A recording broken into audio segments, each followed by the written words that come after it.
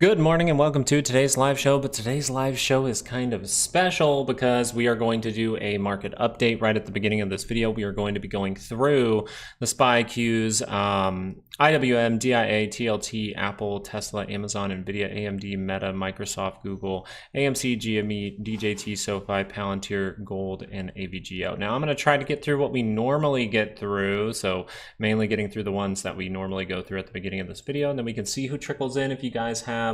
I figured you guys might have a little bit of off time for today, and maybe you want to look at some stocks with me for Friday. So we do have updated daily expected moves and everything like that. If you want daily expected move for every stock that we are going to cover today, and you have an expiration tomorrow, daily expected moves are a great thing to have for Friday. You can join the Patreon. That's right. I thought this would be a fun way to do it. So let's get into a market update real quick. And right now we do notice that the daily scale for the SPY has not curled up. I mean, if we were sitting around waiting for this thing to get low and then just watching this thing curl up into positive territory, what's the most likely thing to happen? Well, we're going to head towards 611.03. And remember when we said if you start to get up towards this by the end of the week, which is why maybe we're going to pay attention to some big upside that could happen tomorrow. We're aware of some downside that can come, but we do get some data that can really shoot us either way, and I think a big move's coming. But if this daily is able to curl up, where are we heading?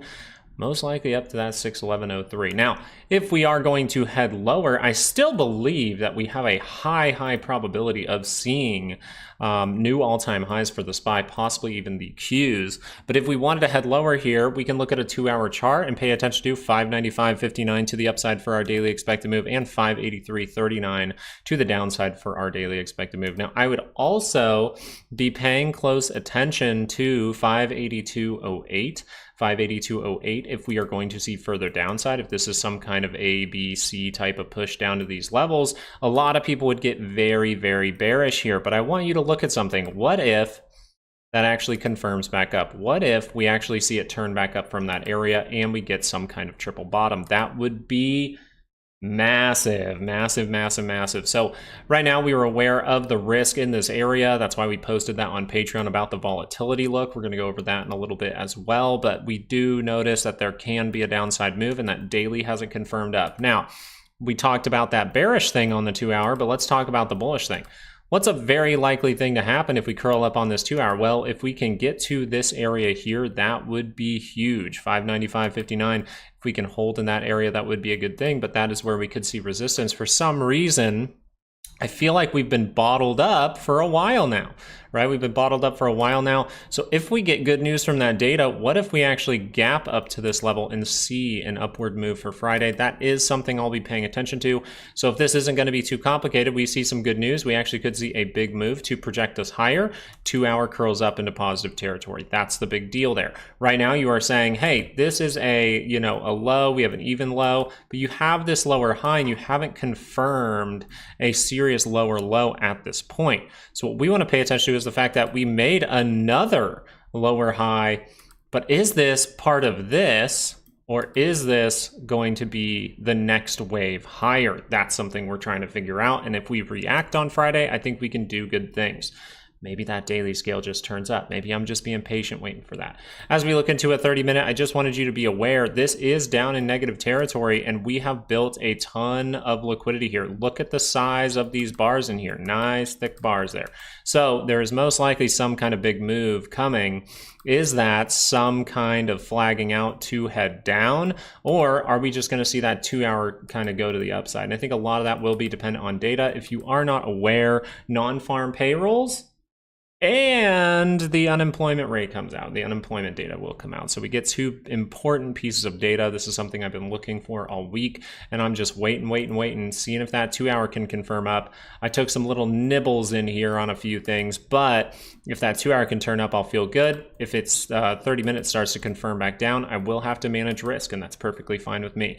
Let's pop over to the Qs right away, and it's going to be very similar, right? Very similar. The only thing that's different is the Qs have actually said, low, a lower high, a lower low, a lower high again. So this would say that the Qs are in some kind of negative trend. Like this is a very obvious negative trend because the price action is really matching the MACD in negative territory.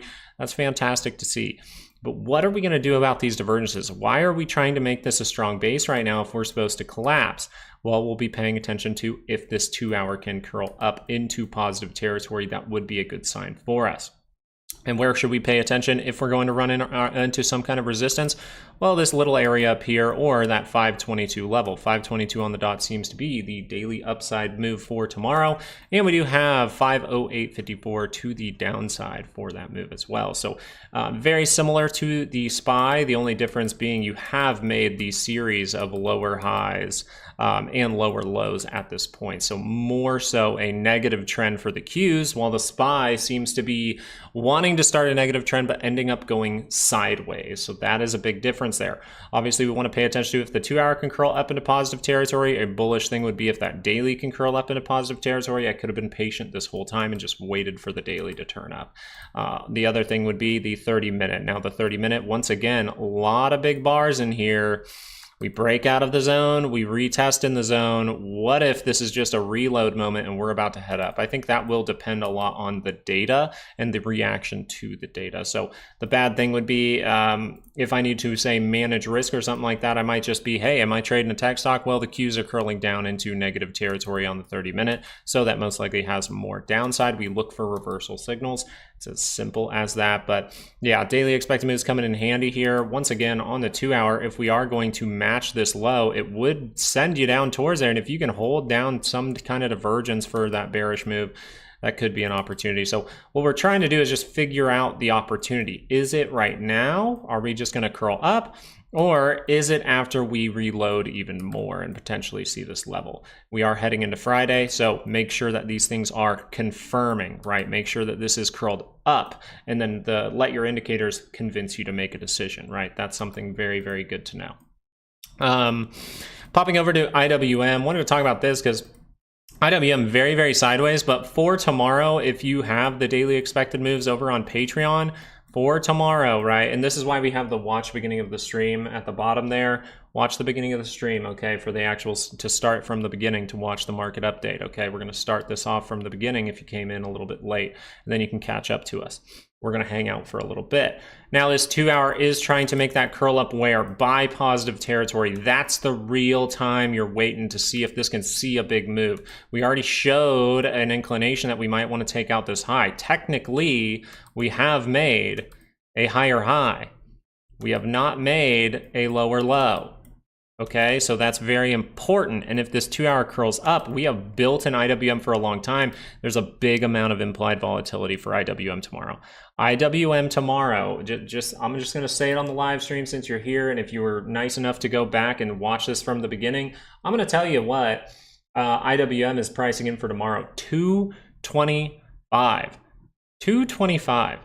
You realize that is a pretty decent size move here. You're talking about almost what, 225, what is it? It's a little bit farther than that actually. It's actually up to almost 226. So you could see a 2% move almost from IWM tomorrow and still see some moves back and forth. That's pretty crazy. So I think there's a big move coming into this, and if there's not, I'll be very, very surprised.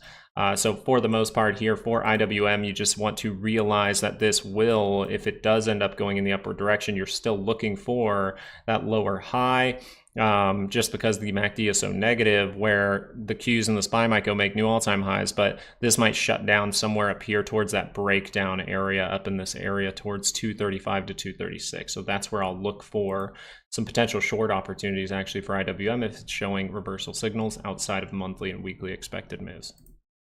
30-minute, if that rolls down, obviously bad. Look for reversal signals. This looks extremely flaggy right now, okay? This looks extremely flaggy right now, and this could easily just do this, convince people to get bearish. You have a weekly expected move, so if that turns around, hey, watch for any kind of good signal you see down here. If you start to see divergence down there, make sure you are paying attention to that and reacting accordingly based on your strategies. That being said, if it doesn't turn around, right, remember this is the end of the week. It is Friday. You can see crazier stuff on Fridays, but just pay attention if that does not turn around, right? We want to be reacting. We want to see this curl up and react. We don't want to come down to here and guess. That is an easy way to lose money over time. DIA is kind of in a similar boat, but DIA, very interesting to me. Once again, that 30-minute curling down, you have a level to pay attention to for 23.17. Actually, I don't even think that's the right level, actually, so I wouldn't pay too much attention to that. But rejected the cross down on the 2-hour, and I think that's a big deal. I think that's a very big deal at this point. We're getting pretty tight. I think a big move's coming, and I'm paying attention to this zone. For DIA as well, you want to be aware of the lower high because of the positioning of the MACD. That means, what could we do? We could go make the shoulder that could have been, right? So up in these areas, looking for something up in here, maybe a little bit short of that, but that is where I'll be paying attention, up towards 444 for DIA. As we go over into Apple real quick, remember Apple, we were like, hey, if I missed out on this, I'd be waiting and paying attention to Apple. I'd be sitting looking for some kind of 30-minute divergence or something for Apple. Now it's getting choppy. So what did we say during the live show that could probably clear this up? An hourly chart, right? If that hourly can reject and then go positive, you'd feel pretty good about it. But the main thing we need to happen here is you need to see a strong bar above the 5, and then we need to see if that 2-hour can curl up into positive territory as well, because you have 2-hour divergence here as well. So this is saying that Apple actually could see some kind of ripping move, and if the daily is positive, we actually can see Apple come all the way up to these levels. Isn't that crazy? So I think you're potentially, you have a big move that could happen, and if you see positivity on Friday, you can see a squeeze. If you see negativity, that's where things are going to get risky. So we want to pay attention to the end of the week looks on a lot of these stocks. Okay, now we remember that Tesla and Apple were our weaker ones, and Tesla was able to curl down and actually went negative, and you notice that it's below the 5. So that's a big deal, because originally this was in this area, and we were about to try to curl up for that next move. We look like some kind of cup and handle, but if Tesla was really going to flush, wouldn't it flush below the low, right? It seems at this point, we could just, probably see that hourly turning up by the center line and say, hey, as long as that goes positive, I'm happy. If the 30-minute curls down once again, gets past this low, that's where we want to watch out for deeper things, right? We could be seeing a 2-hour divergence before Tesla's able to see upside, and that's what I'd be paying attention to for Tesla. Ultimately, the daily is still very positive. So the most likely thing is, through all this craziness, at the end of it all this craziness in here, you still do have a great shot for Tesla to go test these levels and go make a new one. So just keep a level head out there, trade like water. You guys will be just fine. Amazon as well, still positive on the daily. Looking what? Kind of like a daily flag. Like, I really don't see this as some kind of terrible thing at this point until we start to drop below these lows and we see a decent flush. Because at this point, for something like Amazon, wow, this would be some very good structure for upside to end up going down. So something very simple for Amazon that I've been waiting for. You guys know Amazon was my trade, had to manage that trade. Awesome. Was able to break even after taking profit on the Qs. That's great. That was kind of the plan there for the data. That's awesome. Curls down. So I was very good at doing that. And then it came down to these areas. And I said, I really would like a head and shoulders to reload. And now if that 2-hour just curls up, hey, I can see it go into positive territory. What are we going to do for Amazon? We're probably going to, if that daily curls up, you're probably going to test this high. You're probably going to go make a new one. Pay attention to divergences, because I believe there is some kind of big trap. Not this one. I think there's a bigger trap that's going to take people even more off guard by the end of January. So we'll be paying attention to it. NVIDIA, very good so far. No 2-hour divergence. 2-hour remaining positive. That's great. Saw this. Awesome behavior there. Turned up into positive territory. Off to the races. Weekly expected move comes into play. But people trying to say that we're going to go higher from a weekly expected move, well, there's a 32% chance to do that, but a 68% chance for a drop, so a big drop comes. Okay, that a lot of people confused about NVIDIA. If you're still confused about NVIDIA, the reason NVIDIA went down more than other stocks is because it had more going on than other stocks. Okay, it was at a weekly. There could be profit taking due to the options market, right? The options market only sees it going this high. So where do you think they're going to take profit? Where they see it going, right? And then the other part was their event, and it seemed like their event was a potential for sell the news plus bad data. Like, that's all you need to know. There was more piled on to NVIDIA and then Meta as well when we get into that.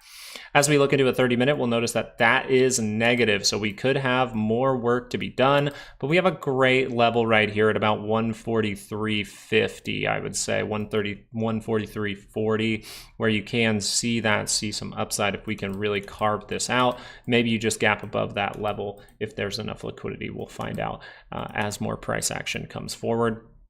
Once again, for NVIDIA, though, the daily scale is what I'd be watching. If you see negativity and the daily scale starts to roll down, there is, you know, unless you see like the best divergence of your life, I really wouldn't see any reason for upside. I do not. That's kind of one of my rules, right? When this thing curls down on the daily, especially by the center line, what's kind of one of my rules. I just 100% will not take calls on a stock that just curled down on the daily MACD, even with great signals. It's just something that has saved me more times than I can admit, you know, like more times than I can really even think of at this point. AMD, we will go over this because right now a little bit flaggy on the daily. So if that daily rolls down kind of bad, 2 hour, you notice still positive. So once again, you're testing these levels. Can you break it to the upside? You need to take out this high, because if you start to do this, you see a bounce and then that fills that gap right there, and then you fail, you do have some structure to head down. Now notice we are pointing out this head and shoulders. We were kind of ignoring the head and shoulders from NVIDIA a little bit, ignoring the head and shoulders in the SPY, because I do believe this will head to the upside. I think that is in a positive trend. So to pay attention to a head and shoulders, not the best thing in the world. We do watch it, but it's more so whatever trend a stock is in, we want to be watching if you make head and shoulders in the same direction as the trend. That's way more likely to play out. Doesn't mean like a reverse one can't, right? It just means this one is way more likely to play out. So you really don't want this 2 hour to like curl up and then curl right back down. That's something that I'd be paying attention to. Maybe you could even see that on the 30-minute, right? Maybe we could just see some kind of 30-minute rip and then fall, and that would be rip and then fall. So 30-minute curls up, good things. 30-minute curls down, bad things for AMD. Oh, what did I delete? Hopefully I didn't delete an indicator. As we go into Meta, remember Meta had the same problem as Tesla, or as NVIDIA. I always do that. I always say Tesla instead of NVIDIA. Very weird.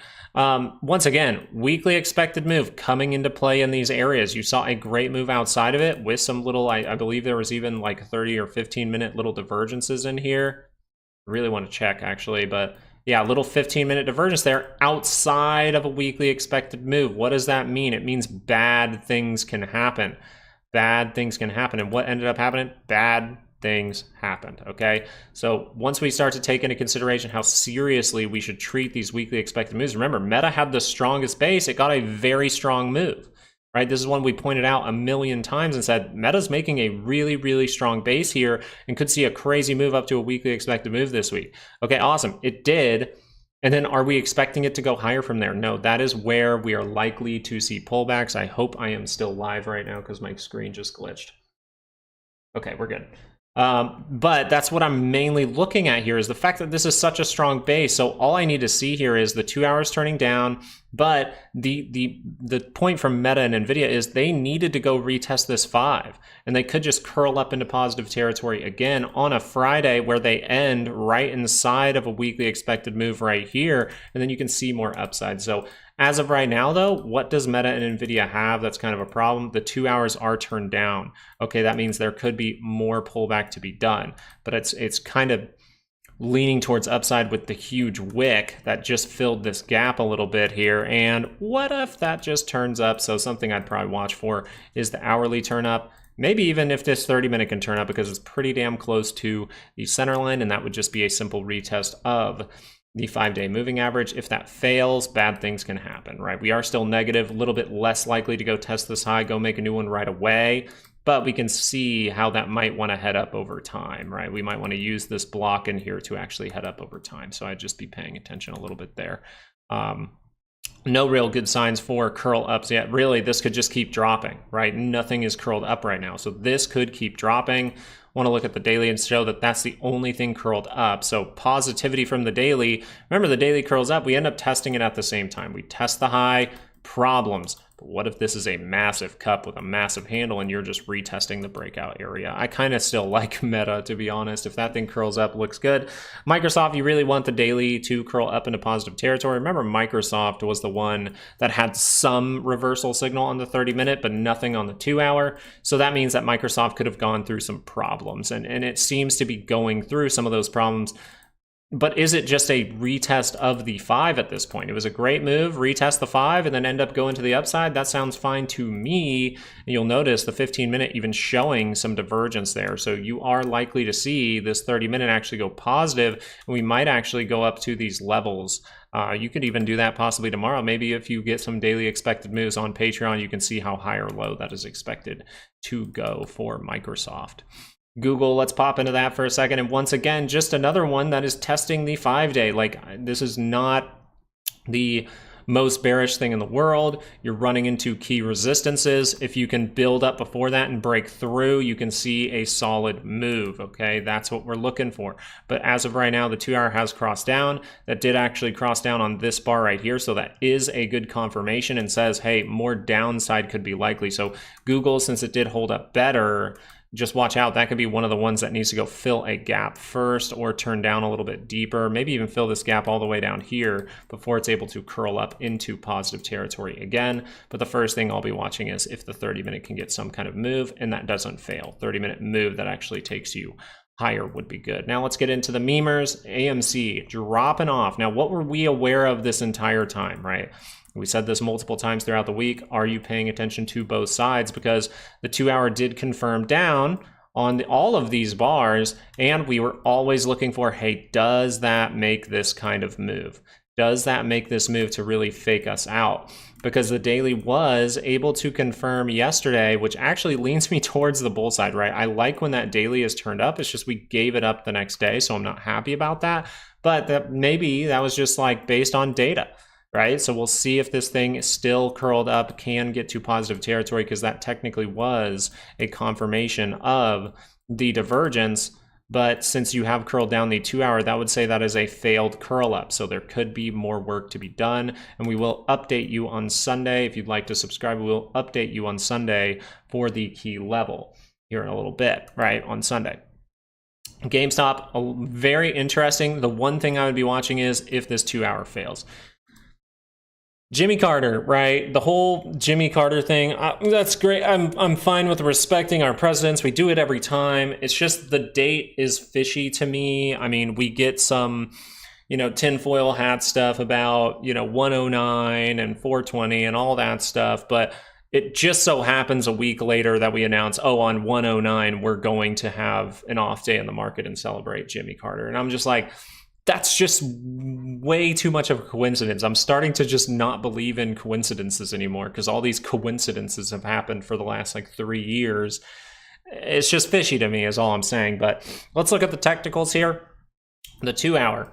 What are we going to notice here? Well, the 2-hour has a divergence, okay? Now, the problem with that is you haven't confirmed below the 5-day and the 9, right? We want to see a solid red bar there. That would convince you, hey, that this daily divergence can reconfirm, right? We unconfirmed on a bad cross down. That was a bad cross down. That is not a good bar to be like, oh yeah, this thing's going to flush. No, that's like, hey, we need to see another day because this thing could go either way. It looks like it's trying to reject that signal, and then it rejected it, heads to the upside, makes a divergence. So 2-hour crosses down. That means the daily might cross down. If the daily crosses down, you're very, very likely to head down to these levels right here, right? This level was defended, so you want to watch that. If you lose that, I'd be paying attention to 28.35. 34.70 is what you need to see to get through to see something crazy, right? You need to get through that to see something crazy. Very, very good as all these are turned up at the same time. That's great.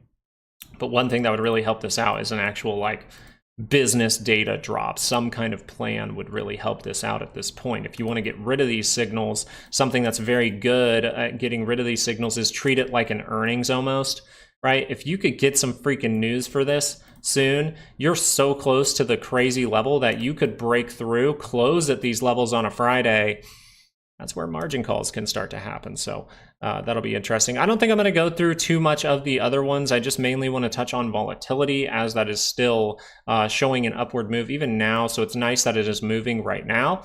So something that could happen all before tomorrow is we could actually see volatility turn up on a 30-minute and turn down. You actually already have divergences here saying that the 2-hour is most likely to turn down. And look at that 2-hour just about to cross. So you are getting some kind of move up at this point.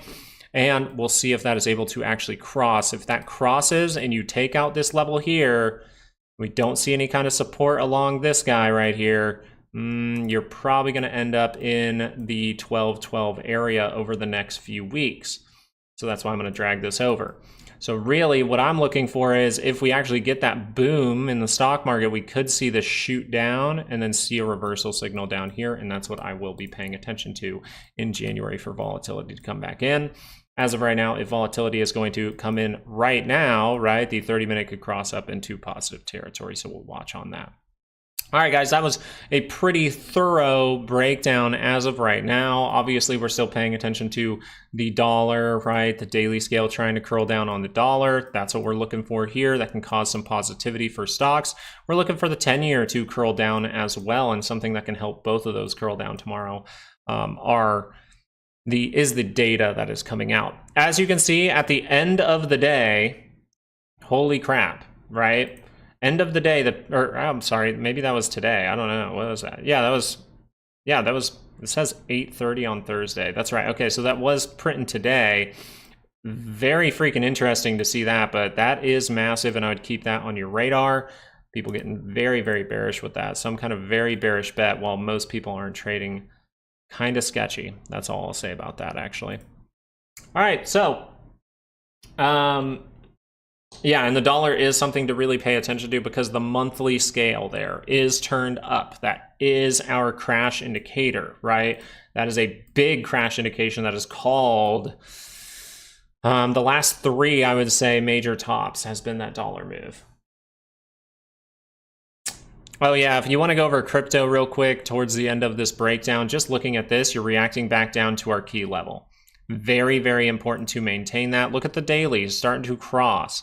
So if you don't want to see stocks head down, I don't think you want to see this. I think you want to see Bitcoin start to catch a bid and go the other way, but we don't have any signals that that is going to happen. All we have is a 2-hour that's extremely down into negative territory, and all you have is this. This is the only thing you have as hope for Bitcoin right now is this 2-hour divergence. Bitcoin's known to do crazy things. So if that 2-hour curls up, that divergence is saying it can be a good move.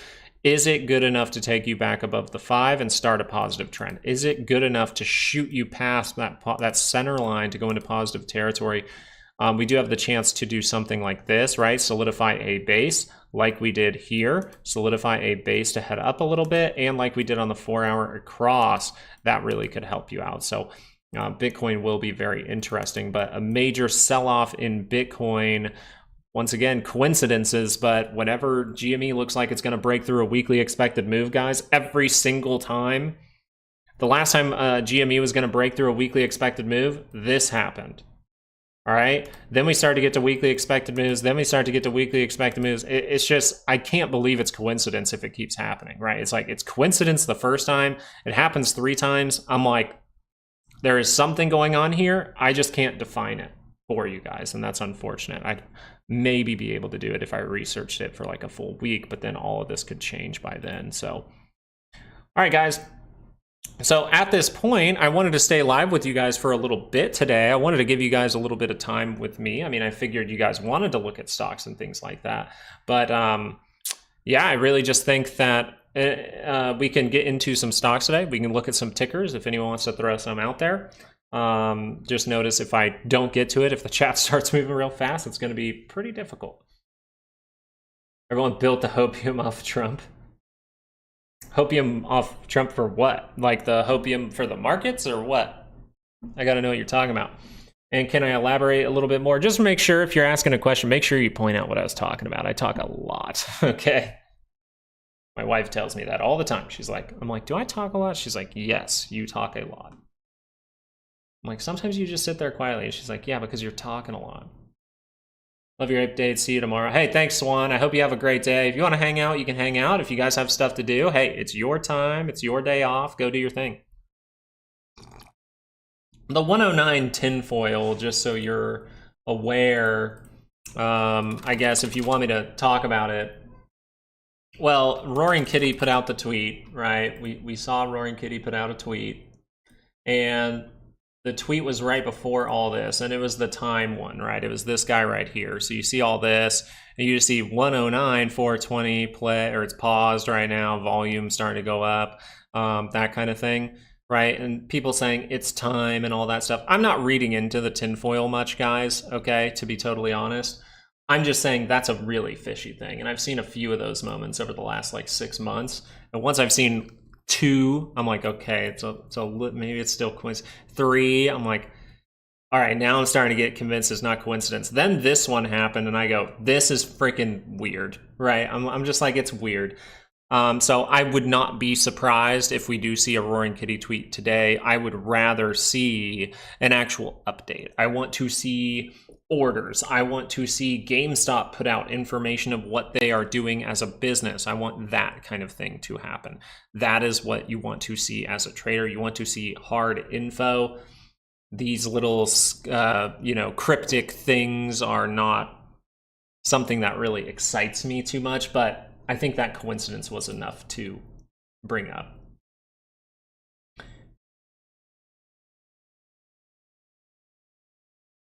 GME Bitcoin correlation. It's not, I don't know if it's a correlation. I'm genuinely telling you the truth here about how I think about it. A lot of people online are saying it this way.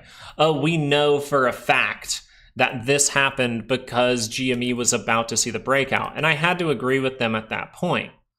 Then we see another big one of those moments right now. Look how close GME is to breaking through that weekly expected move. That's what I'm talking about. These things keep happening when GME is just about to break through a weekly expected move, it happens. Just about to break through a weekly expected move, it happens. That's all I'm getting at. That's all the info I'm giving you. I do not know if there is even a correlation between it. I just know that Bitcoin is very easy to liquidate very quickly, so it could be used as funds for whatever reason. I'm not going to give you more than that because I don't know, and I'm not someone who's going to sit here and lie to you and tell you that I know everything like some other people that talk about GME. I don't know, and that's it. And I don't think they know either. I don't think they're going to be able to figure it out, to be totally honest, but it is something that raises my common sense bullshit meter. That's all I'm saying. Yeah. If I knew, I would tell you. Trust me. That's why I sold my position in GME. And if you're looking at what has happened in the past when those coincidences happen, then GME has sold off. But there might be a time where Bitcoin sells off and it's to buy the stock. We'll see. But mainly what I like to say about GME is I follow the technicals. I hold the stock. If I'm trading it like with options or something, okay, I'm going to manage risk if that 2 hour crosses down.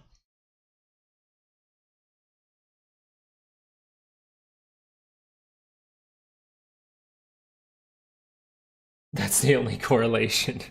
It could be it could be. I would say big spikes down in Bitcoin isn't gambling, if you will.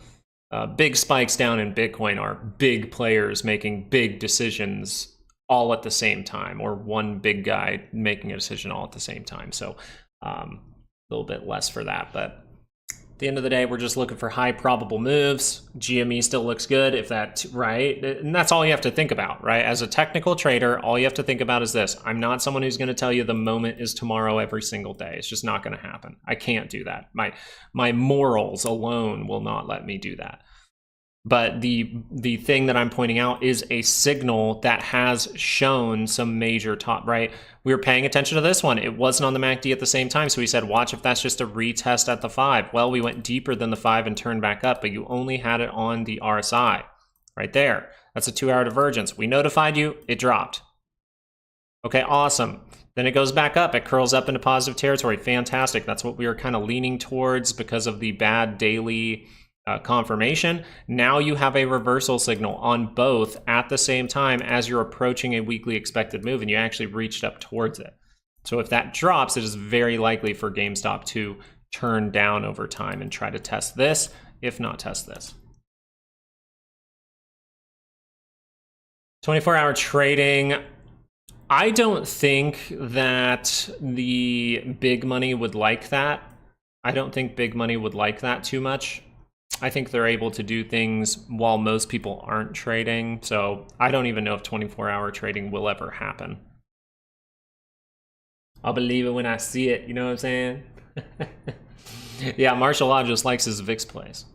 Are you still holding the VIX? I gotta know, Martial Law. What are you trying? Because I think you said you sold out of UVIX and you were starting to buy possibly SVIX at the end of the day, if I'm not mistaken. That's awesome. NVIDIA MACD on the 2-hour chart compared to the 4-hour chart MACD confuses me. It may curl up. Well, let's really look at this for a second, okay? The 4-hour chart. Sorry, that's a 3. We don't want that 3-hour chart. Well, this is actually okay. Why is this okay? Because you're gonna get your answer on Friday, right? Is the 4-hour? The 4-hour is gonna take a while. So if the 4-hour does this and closes, you're gonna be crossed down really close to the center line. Don't let it confuse you, right? 4-hour, think of it this way. Think like I'd say it like a caveman sometimes just to be like funny, but honestly, it is 4-hour curl down bad, 2-hour curl up good, right? If that 2-hour curl, you want to watch the 2-hour first because the 4-hour is going to take more time. But if you see a 2-hour bar like this and then another 2-hour bar like this, you're going to start to go negative, and that's going to cross the 4-hour. It's pretty. I mean, just take a step back, look at it with a level head, and say, okay, I have 2 options for tomorrow, pretty much for NVIDIA. Do you see any opportunities in IIPR? It's creating divergence on the daily chart and carries a 12% yield. I will look at that. Uh-oh, someone fell. That's not good. Someone fell. That's not good. She crying. Oh, she must have threw something. Ari's in trouble. Daily divergence I do not see. At least with regular trading hours. Are you looking at extended? I can't look at extended right now. I mean, obviously for daily, I can't look at extended. I don't see any kind of anything really here that you can go off of. What I would say with these is more like, hey, let me look at a weekly and see if there's any kind of support here. Okay, there's support here. We can probably catch some kind of bounce. If that daily curls up, where is it? Where would it retrace to? Let me look at this right here. Yeah, there's a block in here that I'd probably be watching, and if the daily could curl up and get there, that'd be good, but that's just skeptical. This does not look like an opportunity to me. Oh yeah, my mom, Mama Bear's with her. My mom is not here. Oh God, I would not be happy if my mom was here. Damn, what the heck happened? Here, let me go check real quick. I'll be right back. I'm gonna flash you guys back over to the SPY real quick. I gotta check on her. She's crying pretty hard.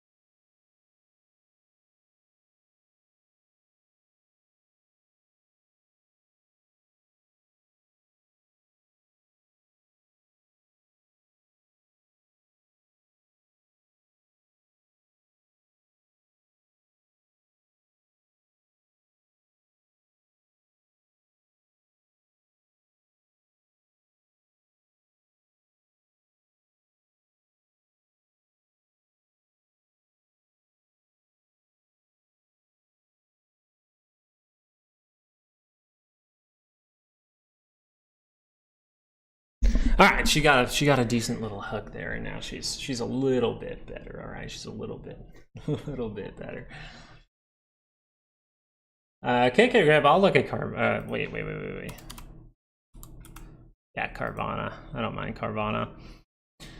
I can't get a grip on Carvana probably because it's dropping so dramatically. I mean, that's just what you need to be thinking about there. You want to look when that drop started.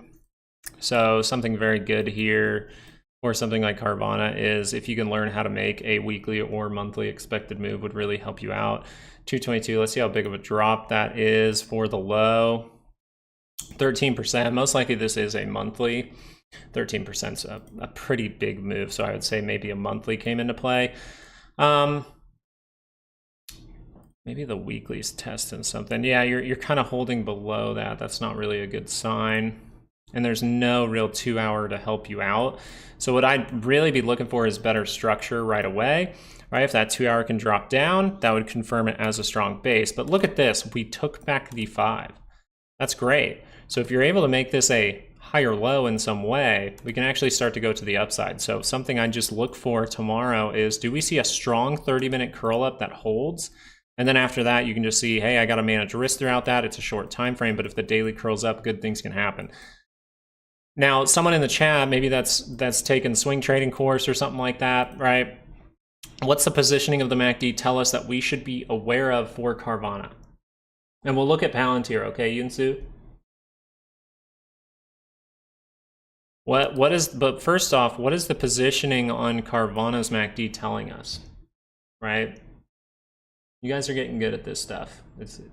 You'll get this real easy. Someone's got it.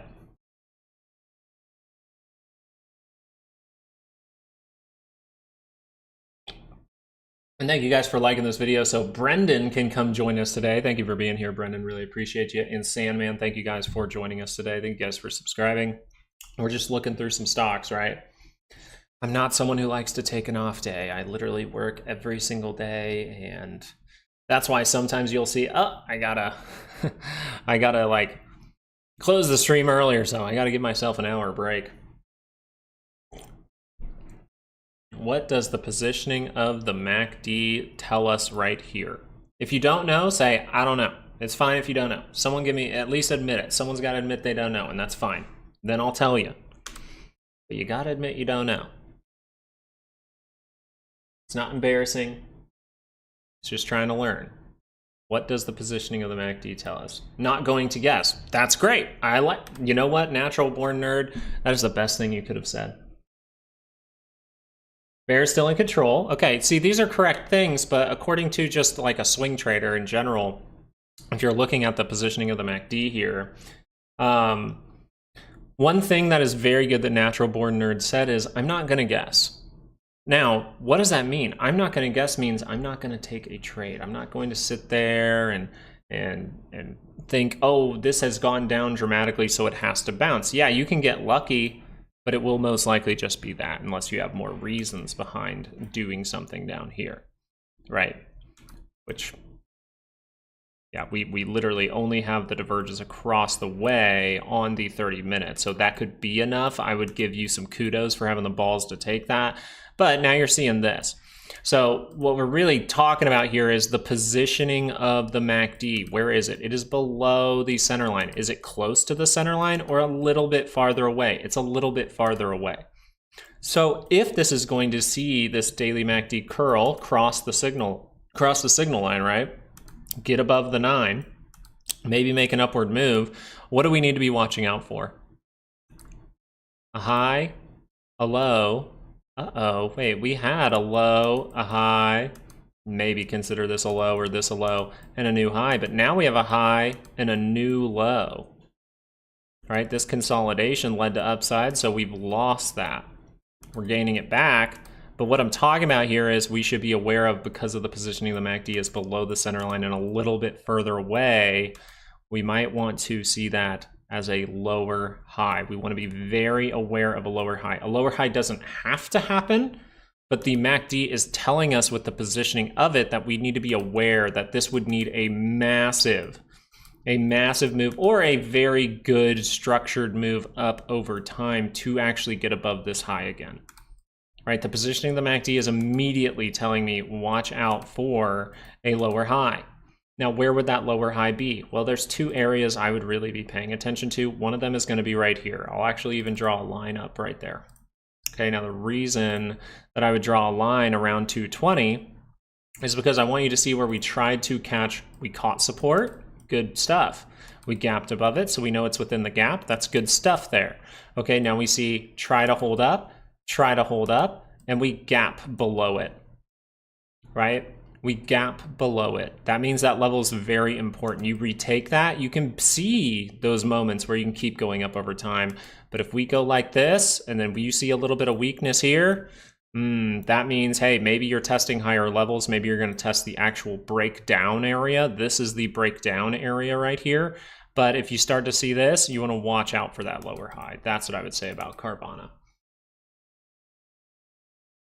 Very, very good stuff. I like this look. I can tell how it's a little bit confusing. So I would just say if the 30-minute can keep flagging like this, you can hold above the 5 and you see another uptrend move, I'd be looking for 220 at this point. I mean, really, you're like a V shape right to here where you see some resistance there, right? Some resistance in this block. Okay, awesome. And then we go, okay, let's test that 5 and see if we can continue in the upward direction. So the puts thing would be more if the 2 hour or even maybe an hourly is closer to the center line, right? That hourly crosses and holds below the 5, right? You don't see wicks and things like that. It's very likely you're going to head down to test this low.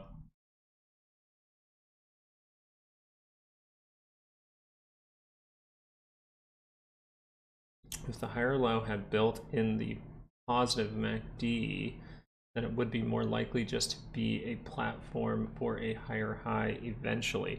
Yeah, so if you're really looking at this position of the MACD, what it means is it's just the price action wouldn't look like this, right? So if because it didn't really have, it had reversal signals, right? It had the divergence at the top only on one indicator, right? So you were kind of saying this, and then that could turn up, and then you'd have it on both, right? Then we'd have it on both.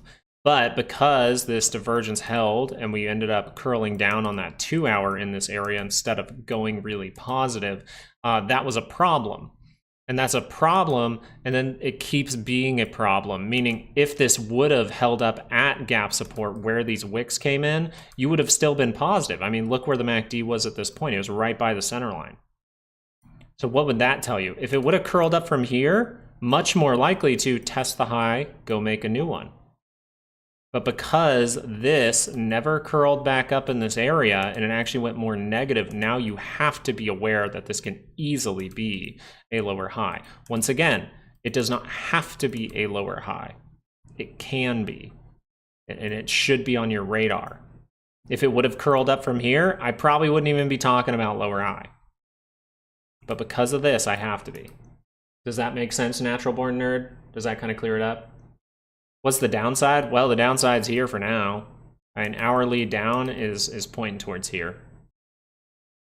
If you really wanted to talk about it seriously, a lot of people would just be like, this big a drop, you're probably going to go test the 200. Hey, Homan? Something like that. Thank you so much for subscribing. Appreciate you being here. Yeah, and you would probably do that as well. I mean, this is a great run so far. Really, this run started like here, right? So, I mean, if you're looking at retrace levels, maybe this is even in a golden pocket or something like that. Hey, look at that. It's in my golden pocket to the T. Pretty great. 65 retrace there. Like right to the T. That's awesome.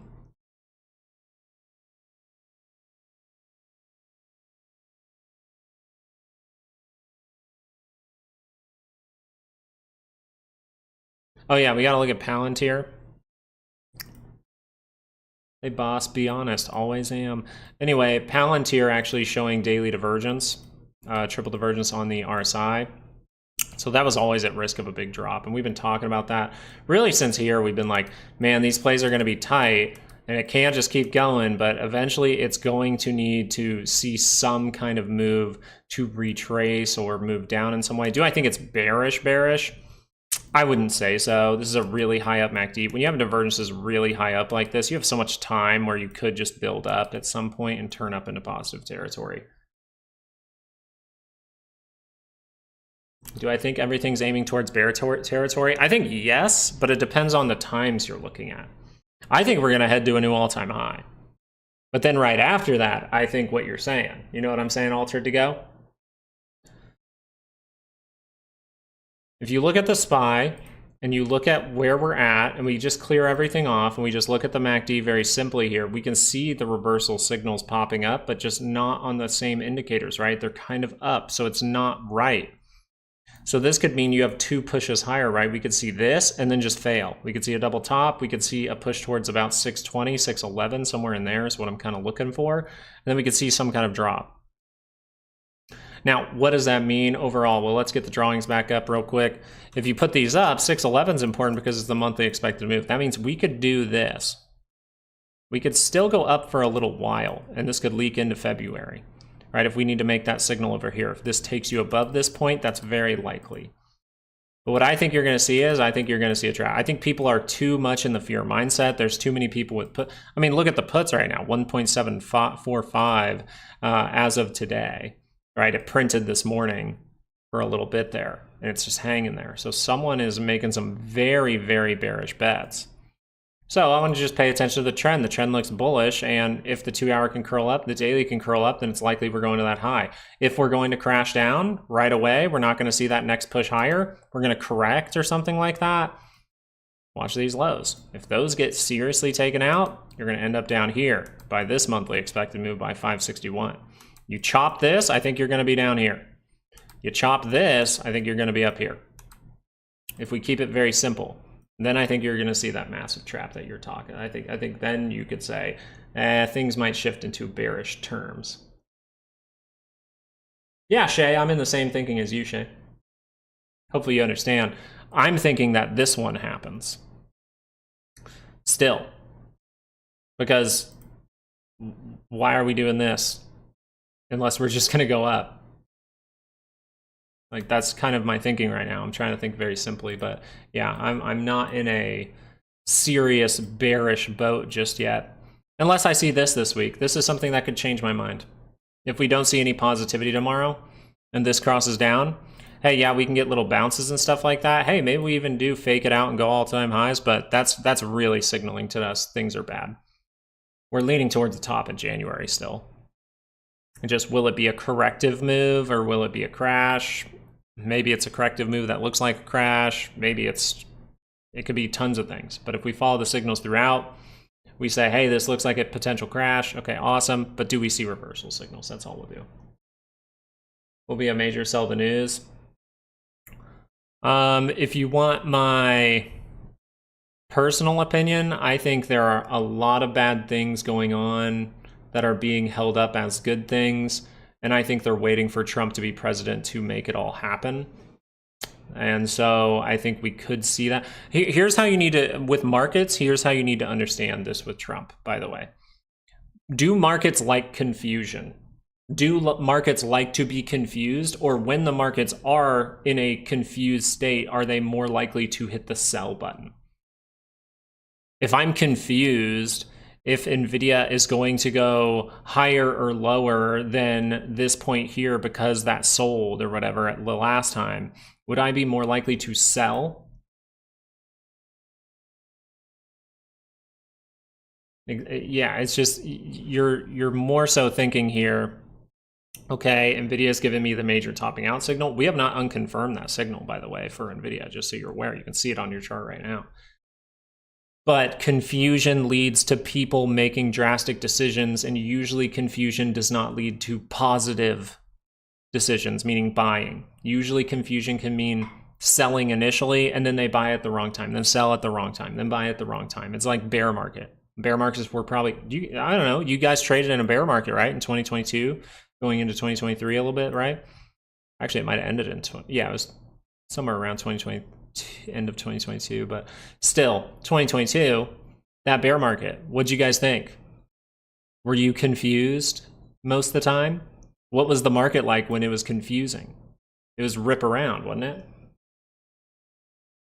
So that's what I think is going to happen. I think, and the reason for confusion would be you don't know what kind of deals he's going to do. Shit, the guy's trying to buy frickin' Greenland right now. It's like, okay, Greenland, okay, Canada, okay, stuff going on with the canal. Okay, we have, like, just imagine the confusion that's going to make with investors going forward. Even tariffs alone can cause that. You didn't need all the other stuff. All you needed was tariffs to cause confusion. Confusion means more rip around type of market, I think. Now, I think that you're going to see that in 2025. So but that actually means good things if you are a based trader. If you're paying attention to signals correctly, you have weekly and monthly expected moves, you're going to see a rip down to a monthly expected move, and then probably see a little 2-hour divergence. And then you'll be like, oh, and Banak, thank you for subscribing. But then you're going to see that. It's like, that's it. TLT, yeah, we do need to go look at TLT. The yields, the main thing we want to see here is the daily. If the daily could confirm down, this is going to be affected tomorrow though, Nick. So this is going to be a reaction type play. If this curls down, it does show divergence, okay? It does show divergence. That is big, but it is far away from the center line. So we are still going to be paying attention to some key things in these areas. The reason I'm talking about this is because TLT is really sold off, right? What do you notice at the low? You're trying to hold that divergence right now. You're still just barely holding that across, and it's hard because it's so extended. So I don't even like it that much, but it does lean you towards, hey, we could see an actual rip if we start to see that, like some kind of good behavior from the data or good reactions to the data tomorrow. The key thing for markets right now, sorry, let me take a sip of something. Throat got dry.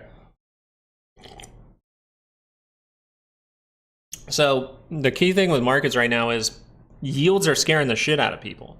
TLT, bond traders, right? Bonds in general, scaring the shit out of people because they keep just going down. Down, down, down, down, down, right? For TLT.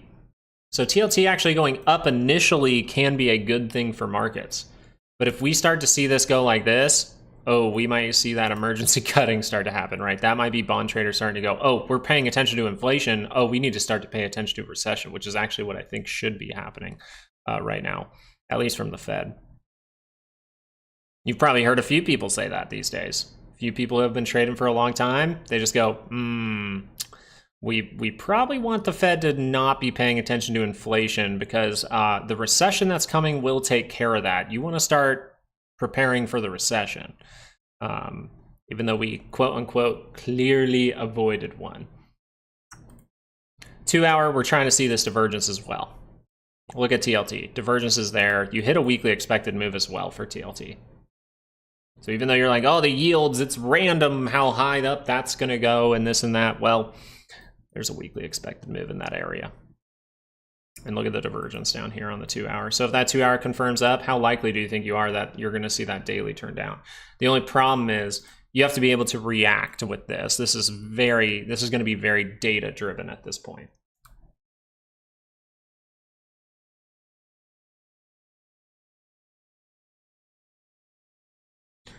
Yeah, it kind of depends for the day. Sometimes, Brad, as far as this goes, just for daily expected moves, weekly expected moves, you'll run into times, by the way, where like a daily is here and the weekly is here, right? And maybe price is in here. Let's say price is right in here.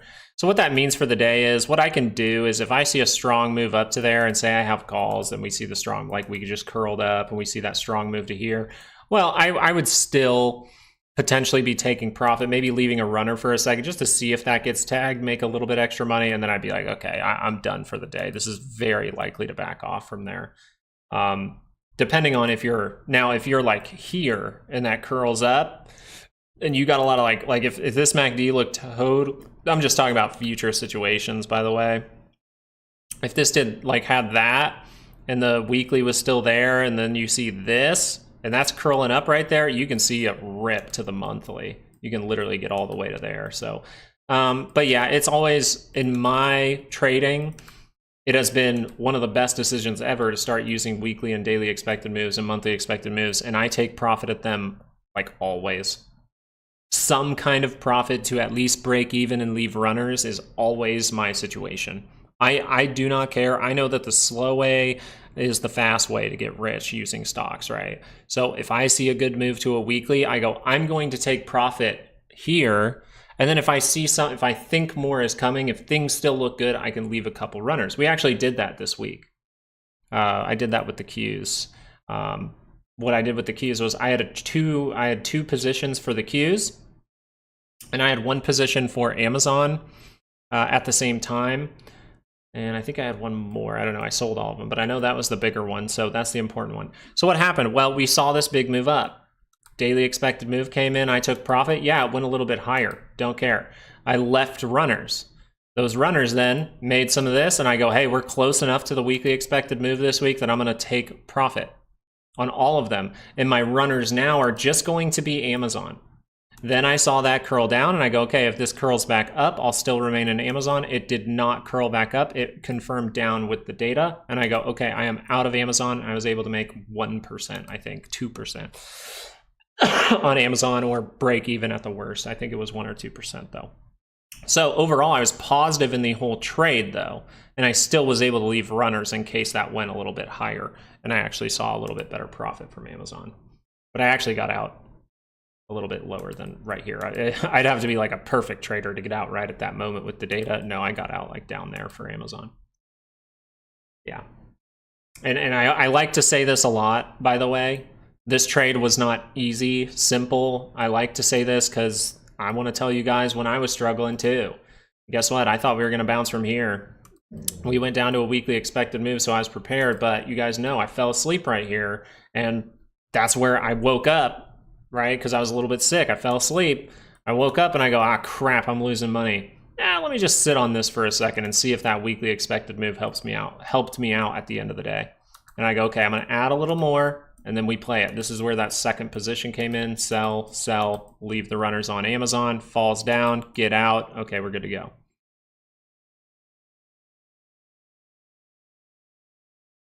Good stuff. I mean, honestly, that was on...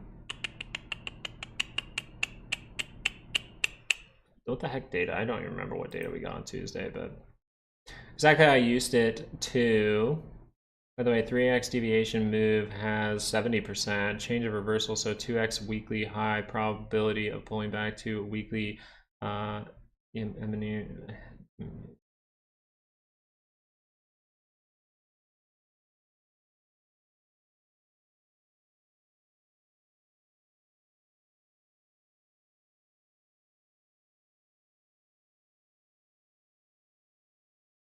Not fully following that, but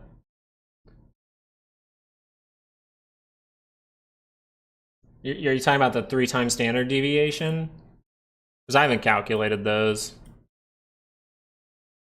Crypto just bounced from our level. Okay, let's go check on crypto. Ooh. Now these are 30-minute charts. I never suggest 30-minute charts. I've traded Bitcoin before. I don't use 30 minutes. I tried to. It's tough, and you'll sit there in front of your computer for days and days and days and days and days because you're going to see setups and sell signal, setup and sell signal. It's hard. That's why I spread it out to a 2 hour and just say, hey, a 2 hours is what I like to see. All right, 2 hours is kind of the lowest time frame I'll go. Hey, Shane, thank you so much for the $5. Did you ask a question, Shane? AMD. There it is. I see it. Sorry about that. Thank you so much for the $5. Really appreciate that. If you really want to grab my attention, that's probably the easiest way because I'm too thankful to not do that. AMD. Highly dislike the stock just because of these type of reasons. Even with the bad data, it looked flaggy. It looked like it was going to make the next move into our sell zone, and it just doesn't. It gets bad news and things like that, right? It got a downgrade or something, okay? So something key here is the 30-minute cross down. It was positive. It never crossed back up. That's one. But since it's positive, even I would have probably gotten caught up in this, and this is why I chose not to ever trade AMD again, because this happens all the frickin' time with this guy. Eventually, AMD is going to be probably a good stock again. But right now, the way that the price action is moving for AMD, I do not enjoy it. I do not enjoy it. I just have to be honest with that, because it always does these things where it sees a big base and it's like, we're going to go up, and then it flags and you're like, we're going to make the next move, and then it just gaps below the 5 and everything's over. Like, I just don't like that behavior from the stock. It doesn't mean you can't trade it. I'm just saying be ready for some weird things to happen with AMD. Now, something very clear I want you to pay attention to here is this kind of structure still. We were mentioning this at the beginning of the video. So if you want to get the full analysis for AMD, we did go through it at the beginning. If you see that little red disclaimer there, you can watch the beginning of the stream to see all the stocks that we cover. So we're not going to cover it too much, but I'd just be watching out for head and shoulders. It looks kind of like a head and shoulders in the downward direction, which is the same direction as the trend as of right now. As you can see, the daily is still very, very negative. No divergence down there. With this big of a drop, you really would expect some divergence to actually head up. So that means we could see a flash move down maybe and then head up. That makes sense. If the daily can go positive, good things. But yeah, we went a little bit more into it, I think, a little bit ago. It's because it's in the pattern of the trend. So I mean, really for me, I don't like to play head and shoulders in any way. I really don't. I don't usually take too many plays with head and shoulders. I'm looking for good stuff, right? But it is what it is. I mean, you can trade it however you want. If you don't think that head and shoulders are good for continuation, hey, they might not be. That's fine. Maybe not with your strategy, but that's just something I would watch out for, is all I'm saying. And I'm just not the biggest fan of AMD right now. I think that it does not look too good. It's trying to hold up, and you're getting, like, the one thing you have going for you for AMD, by the way, let's talk positively about it. Like, I don't like being all negative. You know what I mean? Low, higher low, higher low, high, higher high. You get past that, I'm back with you. You know what I mean? That's all I'm saying. Like, Nvidia's head and shoulders is not in the direction of the trend, and it ends up holding up, right? And we found that down in here. We've really called out Nvidia very, very well. Then here's where we're like, hey, you could break through and see something crazy, but it's also the weekly expected move. So, and it's far away from the 5. So many strategies to choose from. Nah, you stick with your SVIX and you stick with your UVIX. You're just fine, martial law. You shut it. No. Stock market crash 2025. Inspirational likes, shouting that out. It can happen. I just don't think it will be like, okay, how many people are expecting just like a 50% drop in 2 months? Like, try to answer that for me if you can expect. Just say me, not me. How many people are expecting like a 50% drop in the SPY in like a few months?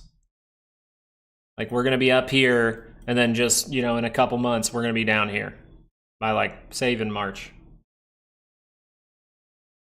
Oh, hell no. Me. Depends on where this month ends. It's very probable.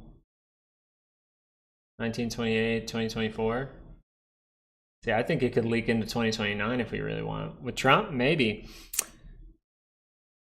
I don't think so. I think it'll just be more like a confusion. I think if anything, it might be more drastic than this, but I think it will be like this in some way. I think you might just see bigger moves. Like, instead of this drop, you're going to go like this kind of drop, then you see a bounce, then you get this kind of drop. That's how I think. I think it'll just be a little bit more dramatic, but I think it's still, we just talked about all the reasons to be confused. The only time that we'll really see like a mega crash or something is if actual, like, the time where you see a crash is like if banks are gone and they don't get saved in any way. Are you still more bullish on the NQ? Yeah, overall, I think we're going to hit new all-time highs. Let's look at NASDAQ too. Really look at this. See, the weekly hasn't crossed down. It looks like it could, so that's a bad thing, right? We don't want that to happen necessarily, but if you really look at this, you just don't have those reversal signals. You're holding up pretty well. You're getting that test of the 50. You have a higher low. If we can solidify that, that would really say testing this high would be very probable. Yeah, I think you're more looking at something like it takes a couple of years to really find that bottom. But you guys don't, I mean, really think about this, and this is why it's good to chat back and forth like this with you guys, with everyone, with your buddies who trade and stuff like that. It's good to talk about these things because you find out what other people think, right? And I'm not going to ignore what you guys think. People saying, oh, there could be some kind of mega drop over a month. Well, yeah, I'm going to pay attention to signals clearly. And you know what won't happen if we're going to keep experiencing a mega drop? We're not going to see those reversal signals. And if we do see those reversal signals and they pop up, they're going to end up failing, and the signals are going to tell us that they're failing. We're going to see that management of the trade come in and be like, oh, this thing's going to drop again. And then it's going to drop again, and then it's going to drop again. You're not going to be able to base out in any way. That's how you end up seeing a 50% crash in like 2 months. You keep trying to make those floors, you get little dead cat bounces. But I just think it's more probable to see the confusion throughout all of 2025. I think the confusion makes more sense to me. Nothing's certain until it is. Yeah, and I mean, kind of like that with stocks, right? Nothing's really certain until you're at the level and taking profit.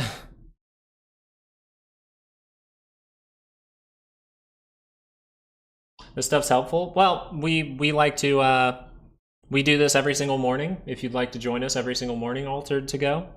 Now we're mainly paying attention to market moves during the day when we are streaming, but we do put out an update video. This is just a different kind of way that we're putting it out today. I thought it would be more fun to chat with you guys in real time.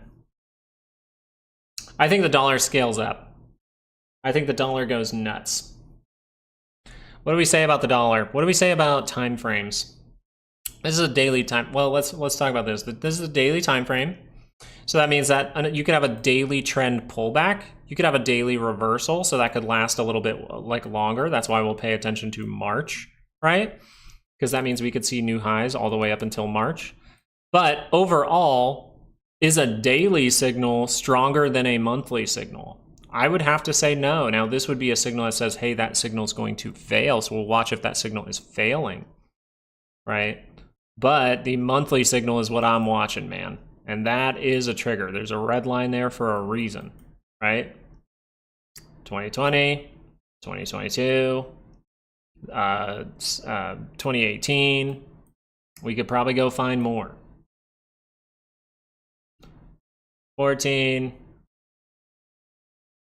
Let's look for 2007, 2008 was pretty quick, huh? That really didn't signal till here. January 9th. I'm going to look back. Maybe we'll do that for a Saturday video. I'm going to look even further back than this. But how it's usually been behaving is every single one of these signals, you've seen some kind of market top. Yeah, people are sitting on cash. You can hate cash all you want, but you still use it at the grocery store, right? This is a big signal. That means if this remains and does not turn down, you are very likely to see an outflow of stocks and an inflow into cash, aka people just selling stocks for cash. Very likely to happen. Now, the interesting thing that will really come is this an opportunity if it makes a divergence? That's something we haven't talked about, right? We're going to talk about that when it comes because this is a monthly chart, but look at this. Say we did actually crash in 2025 for the whole year up till September of 2025. You react all the way up, and then you curl down on the dollar, and people start buying stocks. You just have a major correction, almost like that bear market from 2022. And then you just see the monthly like, oh my gosh, it is horrible, horrible, horrible. Uh-oh. Curled back up. I still think, and this is something important, I don't think Trump wants the stock market to go down, and so he might money pump just like the problem that all of them did, and we could see inflation come back in 2029. 2028, 2029. So I'm not going to be an idiot. I'm not going to be fooled. If they're going to pump money into the system, that means that these stocks are all going to pump.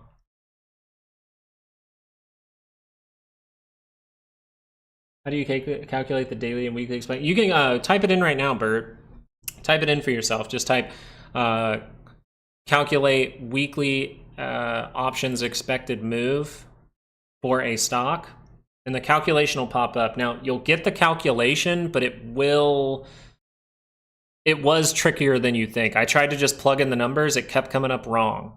So I had to figure it out a little bit more. That's why we teach an easy way to do it using my fun account on Robinhood in the course. It's just a simple way. You won't get like exact calculations, but it will be within like, you know, usually 1 or 2, 3%. Or I mean, not 1 or 2%. It'll probably be within like 0.5 for a regular stock. I'm more talking monthly moves. Like, so if you did it with the Robinhood method, you might see like 606 instead of 611. I just like the real calculation because I like to make as much profit out of something as I can. Still pretty safe too, because that's a 68. You go through these a lot. But yeah. Trick trap frustrated crew loves these times in the market, and the only way I found to beat them is to play both ways. Yeah, it's to be quick. It's to be quick. One good thing to know about 2022 was my plays were very quick.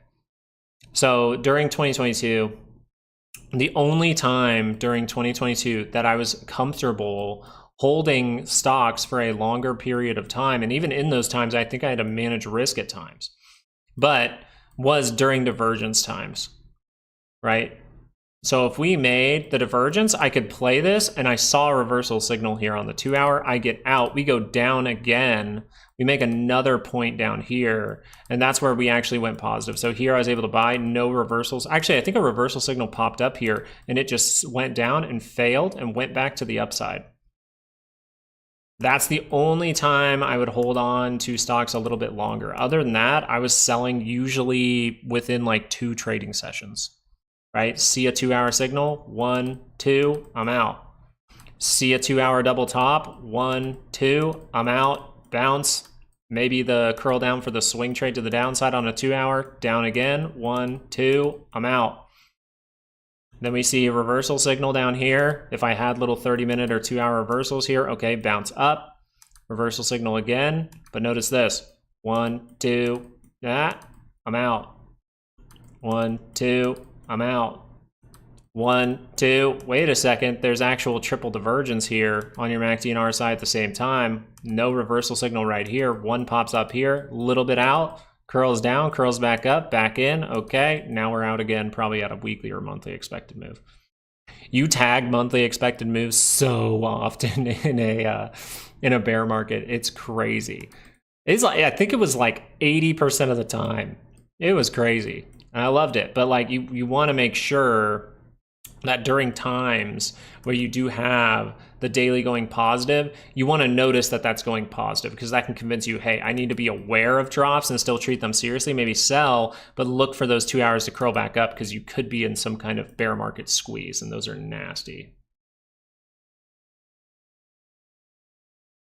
When you get out, do you leave a runner? It depends. It depends on, hey, did I make great money on that trade? Hey, is there a 2 hour divergence? Hey, is the daily still negative? A lot of things depend on that kind of thing. It's more, if I'm getting out of something completely, then I'm probably expecting something bad or thinking something bad can happen. So like here, out completely, something bad happens. Why? There's no divergence there, and we're farther away from the center line on the MACD, right? It just looks close because it's small, but look at this. We're far away from the MACD, no real daily divergence on the MACD and RSI at the same time. That's why I try to really ingrain that into your head. There's a daily divergence, great reaction, but not at the same time, right? There's a tiny one right there on your RSI. Not at the same time. So here I go, okay, I'm very positive we're going down for a double dip. So I get completely out, I take my money, and I go, hey, is there some kind of short play popping up? Is there reversal signals? If not, I might not even be in a play for downside, but I sit there and I go, it seems risky. If we're gonna move sideways, I need a confirmation up. We don't take out these levels on this push. So I go, okay, well, maybe that's gonna drop down. Okay, awesome, it dropped down. Now there's another divergence point, but it's actually not on the RSI at the same time. So if I really wanted to say it, since it's not on the RSI at the same time, I would be looking for better structure in here from this low, and you end up getting these higher lows. So if I was a perfect trader and knew exactly that that was going to happen, I probably would have got in down here. But I think I got in down here and I just said, okay, there's divergence. And then I saw a big drop and I get out. I'm pretty sure I might have lost on that trade. I don't fully remember. But then once we curled up again, I go, okay, that looks like it's trying to go positive, right? But this time, MACD, very, very good. That's what I want to see. I want to see if that can go positive. Once it starts to go positive, hey, we see pullbacks, but keeps going positive over time. It really just depends on the look. I will leave runners if I see structure like, especially like this, I will leave runners. I will go boom, boom, leave the runners if I'm at a weekly, maybe see another day or two of positivity, get out, see reversal signals. Dude, they just pop up all the time at that point, and they're fantastic. Like, I really want you to see at this top.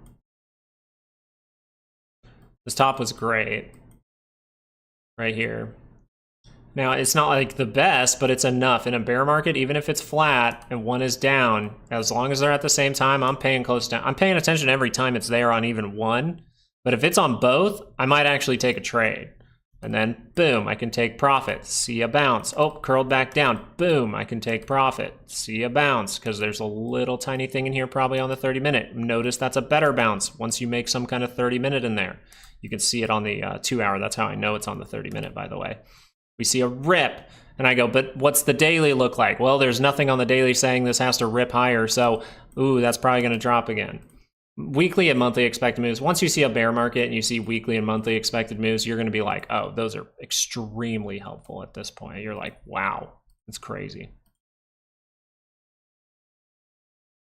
I used to track all my trades on a spreadsheet, but honestly, I used to track them before the bear market.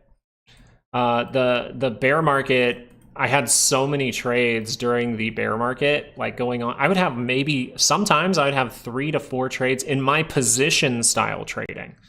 Position style, like I don't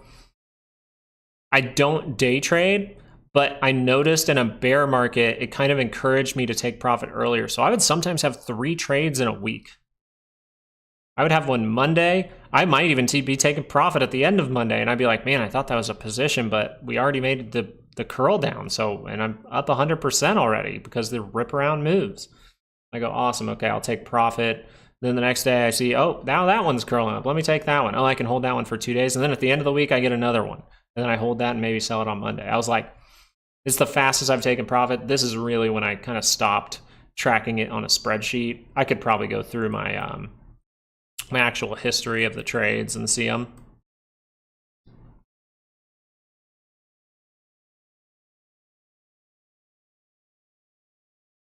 Do you know where to type in to calculate? I don't use a program.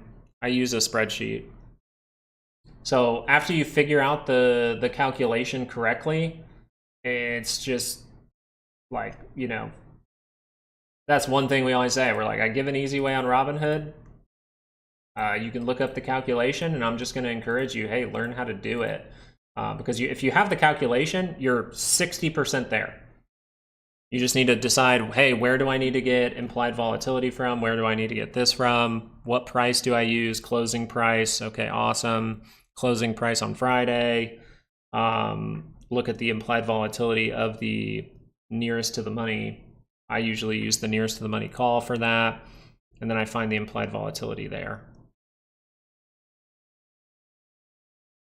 But yeah, I have a whole spread. I do have a spreadsheet for weekly expected moves, monthly expected moves, and daily expected moves. Because I was sick of, I used to do the calculation before I made a spreadsheet.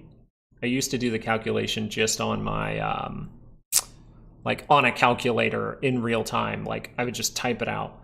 And I realized, why am I doing that? Spreadsheet's great for that.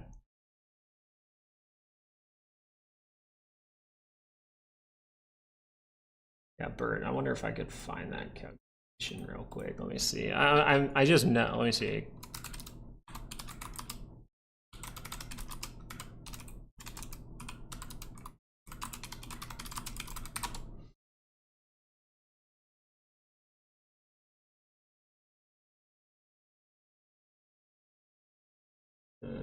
Yeah, this guy's giving it. So like,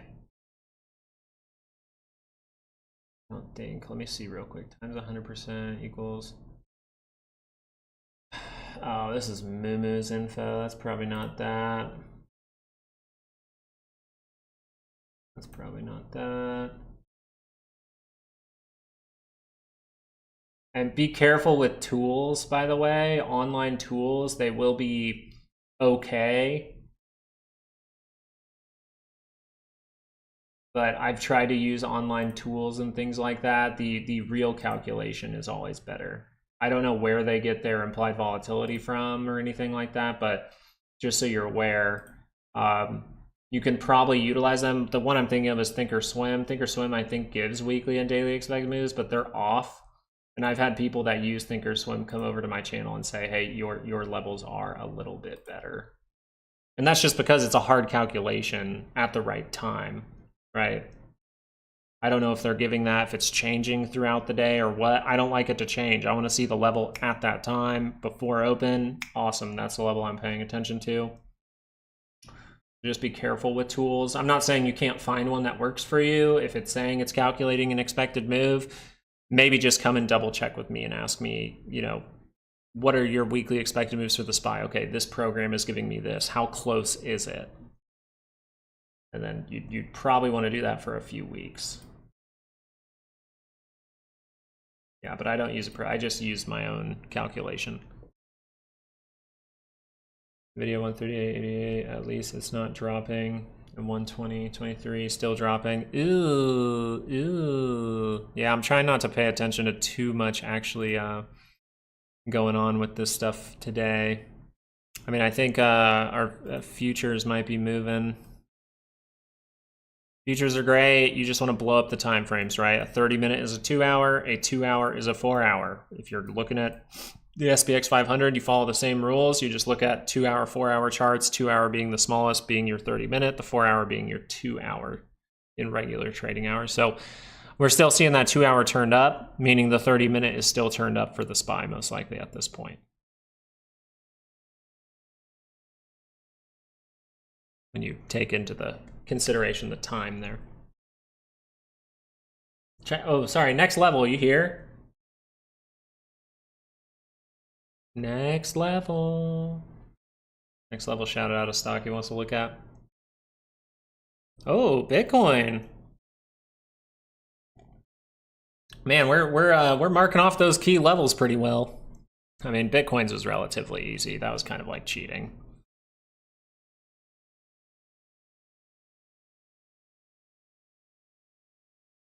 Like the egg, like, well.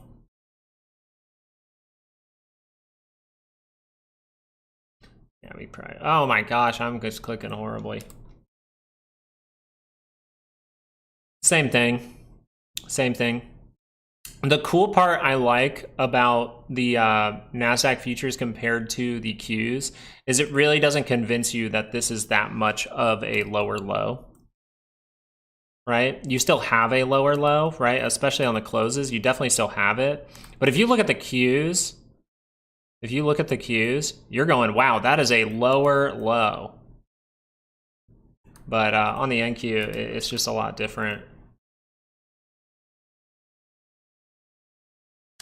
Semis, I think had such a good move, and most of that was due to Nvidia, but I think they're just retesting the 5. I think you're running into problems right where we expect it. Remember, you have to hold above 261.17. Daily, able to go positive, a lot of chopping here for SMH, but I don't mind it, and that looks like support to me, right? That looks like a retest of the 5 to me. I'm not scared of that whatsoever, but I think this will be dictated a lot by Nvidia. I'm wondering what, hey, someone check, what's MSTR at for me right now? What did MSTR do? Because that's probably down lower.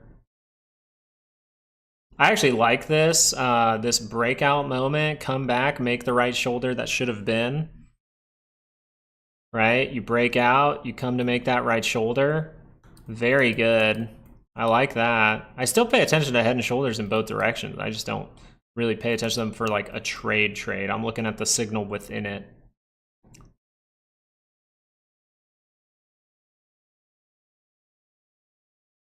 Yeah, I think it's messed up that we pay taxes in general.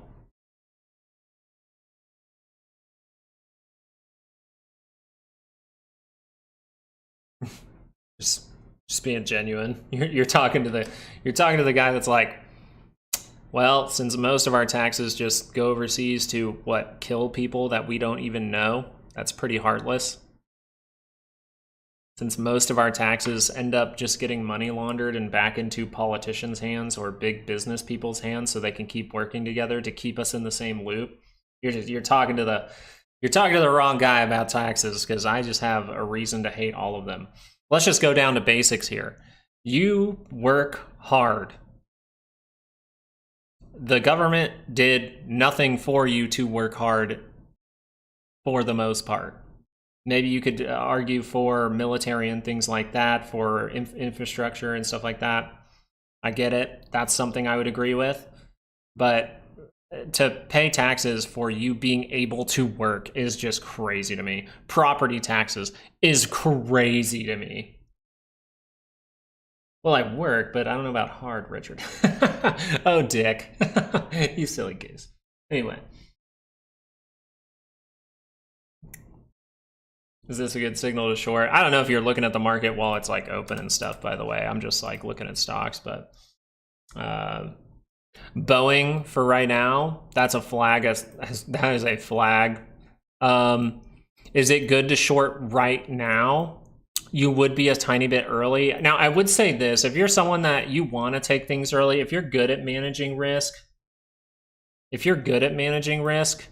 like, I get it. That's great. That's awesome. Give yourself a little bit of help, though, if you're going to be taking things early. At least do this, okay? You notice I don't have this. I don't like to take things terribly early all the time. This will help you a little bit. Okay, that little average line, the kind of signal line here for the RSI, it can at least give you a reason to take the trade, right? As long as you have reasons, I'm not going to be upset with you in any kind of way. But I'm not going to lie, it does kind of upset me when someone in my chat, especially someone who's been here a while, is just like, I took this play, and I look at it, and I can't find one reason to take the play. It just kind of upsets me a little bit. I'm not gonna lie, because I put so much time into this, and then it's like, oh, we're just taking this willy-nilly. It's like, dude. But this, I would say, it would make me feel more comfortable if this crossed down this right here. Am I gonna tell you it's an awful play? Hell no. I think you have reasons. Reason being, this looks very, very flaggy. Reason being, hey, you have this curling down, crossing below your 9 and your 20. Reason being, this 5 might not even be there, really. You might be below it right now. It's kind of a fishy look to me, but it says you're still above it, so I think you have some validity there. And if you wanted to add a reason, I would give you this. You got a rejection. See, I see it more like this. Without this yellow line, I see this more as, oh, that's rejection from the center line for the RSI. So if I get a continuation bar here, this might continue, right? This might go further down. That's how I see it. And then what am I immediately thinking of while it's going down? Well, do I have a weekly expected move? One. The other thing I'm thinking is, wow, that's a really, really curvy, nice and curvy, right? God, you guys, I like my MACD like I like my women. Nice and curvy. And we see that if that would curl down, cross down to a weekly expected move, and then curl back up, what do you have? Divergence. And that could actually be an opportunity, right? I'm looking for the next opportunity always. This is why I can get stuck on Apple for like weeks and just trade Apple back and forth. $1 gets taxed. Dude, add in divorce and things like that. Then get back to me. Add in divorce, child support, and all those things. Then see how much that dollar gets taxed. Add in $1 that you made from your job that you put into your mortgage, and tell me how many times that dollar is going to get taxed until the end of your life because of property tax.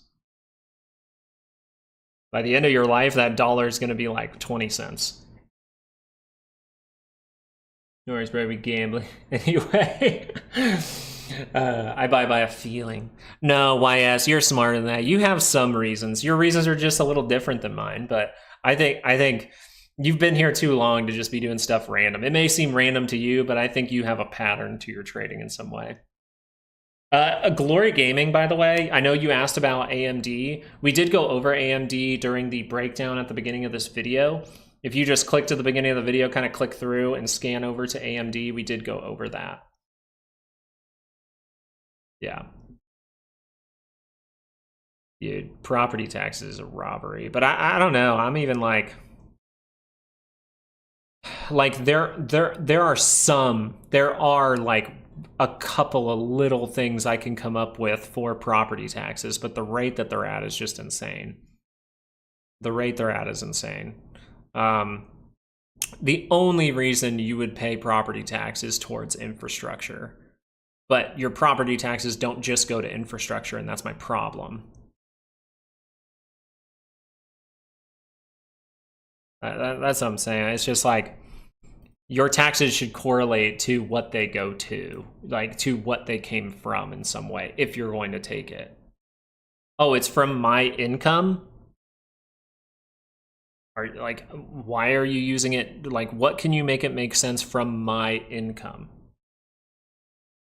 You know what I mean? If you can make it sense with property taxes, if you're working on the roads in front of my house and the roads are crystal clear and awesome all the time, and my pipes are taken care of, we got the water line taken care of, all that stuff, and it's being well maintained, nothing by the government is well maintained. So it does not hold water to me. No, misplaced. Yeah, exactly. I hate that, Anthony. I hate it. Cheers, bro, but I don't calculate that much. Well, maybe you're just like, well, I'm playing that Jedi Survivor game. That's what I'm going to play today for fun. And maybe you just have a sense for it. You know what I'm saying, YS? I'm just saying, property tax I can kind of make sense of. Income tax, I have a very hard time making sense. I mean, taxes were supposed to be what, like voluntary, unless you were in what, wartime or something like that. But now we're just in wartime all the time, so... Of course, we're going to talk about that kind of crap today, but I'm just, you know, and it sucks because you grow up and you really think like, oh yeah, the government's not doing anything bad. They're not wasting money. They're the smartest people we got. Then you find out they're not the smartest people at all. You find out that bartenders are becoming politicians because they realize, oh, I can just gain a following, make a bunch of money. And money launder it out. I'm like, Nigeria infrastructure. So you can't blame me too much. Sorry, Honda. Sorry, Honda. I don't have any infrastructure problems around me right now, so I'm okay. The thing that's crazy to me is how cheap it is to have a backup battery for our power grid. Have backup power grids pretty much. And how easy it is to maintain them so they won't be affected by any kind of EMP, and they can't be hacked if they're just off. So, and the amount of money it would take is actually not nearly as much as you think, and we've never done that.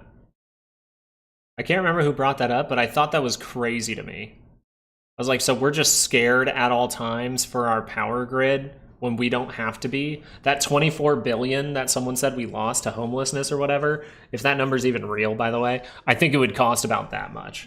And that's nothing compared to the money that we give everywhere all the time, so. LOL, nice AOC reference. Damn, you read my mind. I'm just saying, if I was really trying to make money, guys, I'd try to be a politician. If I did not have any, like, if I didn't feel any of my dignity going away, and I just wanted to make money, I would just try to become a politician in some way.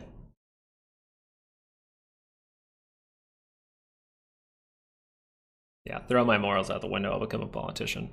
I'll become a politician and just be like, I'll probably, you know, start, you know, asking for funds to anything that I can take a moral high ground on. Fake moral high ground, that is. It's just how I think the game's played. I'm sure there's a few good ones. I'm sure there's a bunch of bad eggs and a bunch of good eggs, but it's too hard to point out which one. Data centers are going to be powered off-grid using small modular reactors soon enough. The commercial grid won't be as resilient, but that in itself is helpful to the powers that be. Oh, that's kind of cool. See, maybe I just need to read more. See, I like this because I learn a little bit. Now maybe I can look into it. Small modular reactors. See, I wish I was that smart to know exactly what that is right away. Are there any good politicians in your opinion? It depends. I think good politicians are in a tough spot. I think good politicians still have to do bad things to get things to work, and that's a bad situation. And then the other part to that is, imagine you're doing everything good, but the cookie jar is open for you at any time. You always have that temptation almost every single day of just being like, hey, yeah, I could take this every day. It's very difficult. It's like a crack addict sitting in a house full of crack. Bernie, I think that it's a serious problem. I read Bernie. That's actually very funny because I never see Bernie Sanders stuff. I saw a tweet about the fires going on, and he said, like, we were 0% prepared for this, blah, blah, blah, blah, blah, blah, blah, blah, blah, blah, blah, like a bunch of paragraphs. I read all of them, but I was just like, this is a bunch of fucking emotional crap. And then at the end he goes, see, this is why we need to fund climate change research. When at the beginning of his statement, he said we were 0% prepared for this. What does that mean? That means a failure in leadership. That means money's not going to the right places, right? They didn't have like water in their fire hydrants even. And this has been a problem for years. That area had a drought for 7 months, and they were aware that something bad could happen, and they weren't prepared at all. Like, I think Bernie is one of those guys where he's saying the right things, but his solution is not the right thing. And at the end of the day, the dude has like 3 properties worth $20 million a piece, making what, $125,000 a year or whatever they make, $200,000 a year. Man, that guy must be really good with his money. So how do you fix stuff like that? The only way to fix it is you have to get better leadership. That's one. And you have to get leadership that actually cares, and you have to demonize the incentives that we have right now. That's what I think. Everything comes down to money and incentives at the end of the day. Why do you guys trade the stock market?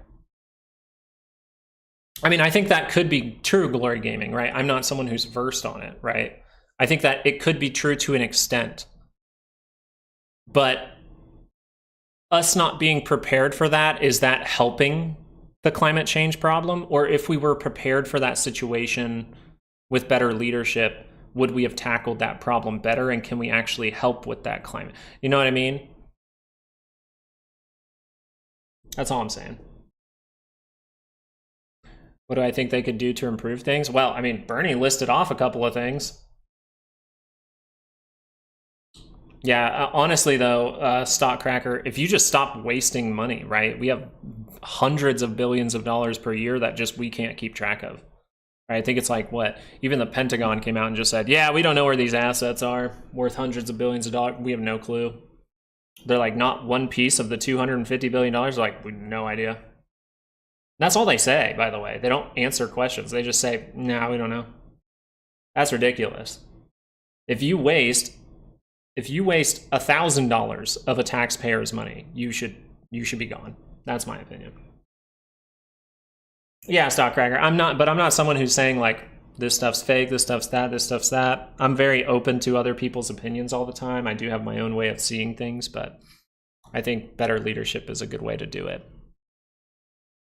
But at the same time, you want to change the leadership, you got to change the incentives. You got to change the incentives. You can't allow these people to be trading stocks and doing deals with businesses. They just can't. You can't do it. It's something that you forfeit. You forfeit that right to serve the people. That's what I think.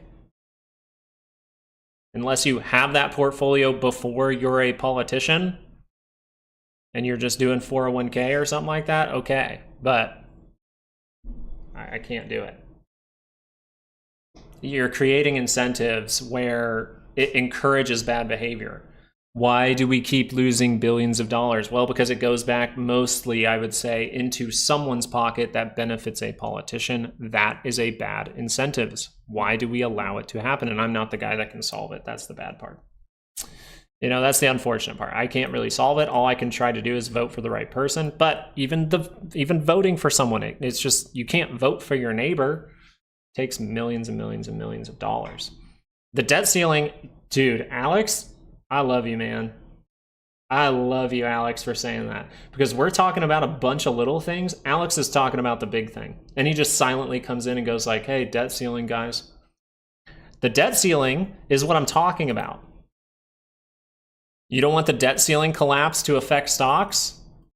Well, the debt ceiling collapse to affect stocks, if the debt ceiling actually did collapse, you have to understand we're in serious debt right now. Serious. What's the number, Alex? You got the number for me? Yeah, you got the number for me? We've talked about this in the past. This is actually really cool since we're talking about politics. And I hope no one's getting offended. I'm not trying to offend anyone. We're just kind of, it's my channel. I'm saying what I want to say, but I'm trying to respect everyone as much as possible. 36 trill. Okay, awesome. So here's the thing. How much of that money do you think is in here? Look at the ticker. That's true. What's the debt ceiling ticker? I actually need to add that on here. If there, I'm not gonna lie, I did not know there was a debt ceiling ticker. I always just look at that that thing that's always counting. I did go over AMD Glory Gaming. Look at the beginning of this video, Glory Gaming. You can do it after the stream if you'd like. If you need to do it right now. We went over AMD twice now, so I don't really want to do it again. But at the beginning of this video, there is a full breakdown, and we did end up talking about AMD. Yeah, I look at the debt clock. That's what I like to look at. But what you're talking about is if all of this is built up on debt, and then we need to pay back that debt all of a sudden, what do you think stocks are going to do? That's what I'm saying Trump doesn't want to happen. I think he's going to continue. I think he's going to continue the problem. I think every president would, by the way. And if it was, I would think more so, Kamala would have continued the problem more so. Why? Look at this. You know what I mean? She would have just continued this, and we would have seen like that, and then continued, and then we would have scaled up even more exponentially. It probably would have just started to go straight up. And then that Tom Lee prediction of 12,000 whatever for IWM or whatever like that, that probably would have happened. It probably still could. Yeah, Glory Gaming, just take a look at it. Sorry, but I've been over it twice, and AMD is not really my my go-to right now. It's going to cause a lot of trouble. You're going to have a lot of companies go under, a lot of layoffs. Like I'm talking complete collapse type of layoffs. And we're already seeing some layoffs now, and people just don't really talk about it. Why? Because we supplement the numbers with government jobs where people sit at their home and do nothing.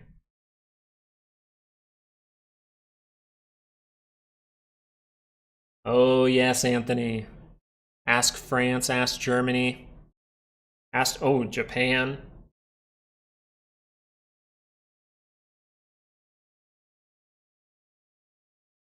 Me and my wife were talking. I was like, man, instead of trying to move to Florida, we should have just moved to Japan like a year and a half ago. Because my buddy's there. He's, you know, serving overseas over there. He's my best friends. Miss those guys. I think I randomly was like about to fall asleep, and I just rolled over. I was like, I miss my friends.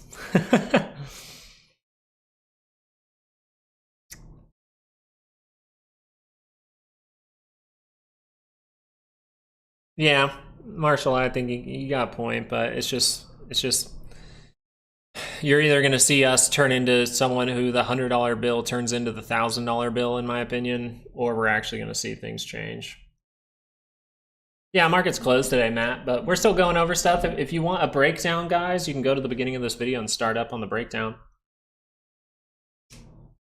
No earthquake in Florida. Hey, man. But it just had a hurricane. I would have been there. I was planning to move to Florida, and then we got pregnant. I was in Georgia at the time, living there for a little bit. And then I I was planning to go to Florida shortly, and then we got pregnant. We were like, oh, well, God, we got to move back towards family where we have a bunch of family. It was a great decision because then a hurricane, the big hurricane, hit Florida, and I could have been caught up in that. Yeah, Matt. I just like listening to... Really? My voice is trash, dude.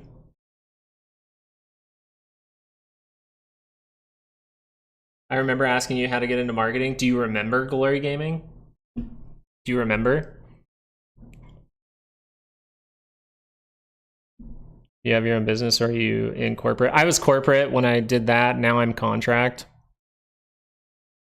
I was corporate when I did like serious marketing, when it was like my position where I was making, you know, that actually like made me the most money. Like it was my main thing.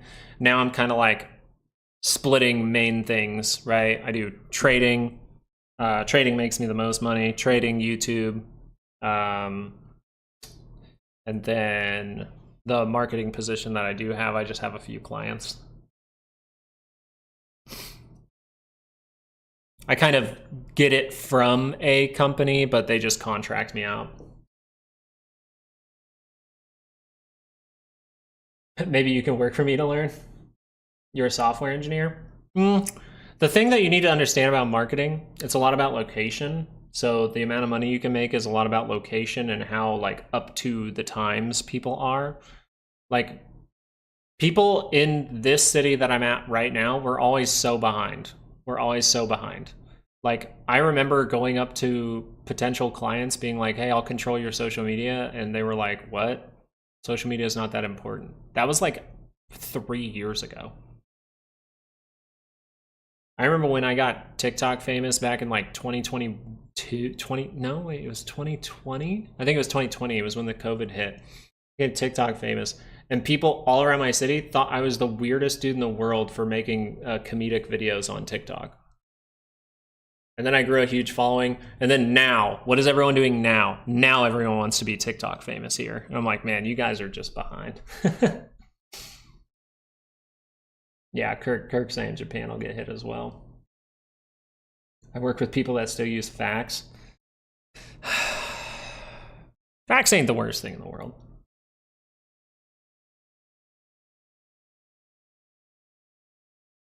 Texas is great. Depends on her content. What's her channel? I'll look at it. What's the main platform she's trying to grow on? I always like to have a main platform. So if you go into a business, here's the best thing I'll tell you, Glory Gaming. This will get you a lot of clients. You guys want you want to start a marketing business and get a lot of clients? You say, hey, I'll give you a free consultant for an hour. I'll be a consult for an hour for you. You just sit down and talk with me. I'll look at your marketing and see what's up, as long as you let me see the data. And then you see the data on each platform. Then you say, okay, so what are you really trying to do here? And then maybe it's a restaurant. And then the restaurant says, hey, we want to, the restaurant's like, hey, we want conversions, right? Conversions are great. Right? So say they're like, hey, okay, we're a restaurant. We want conversions.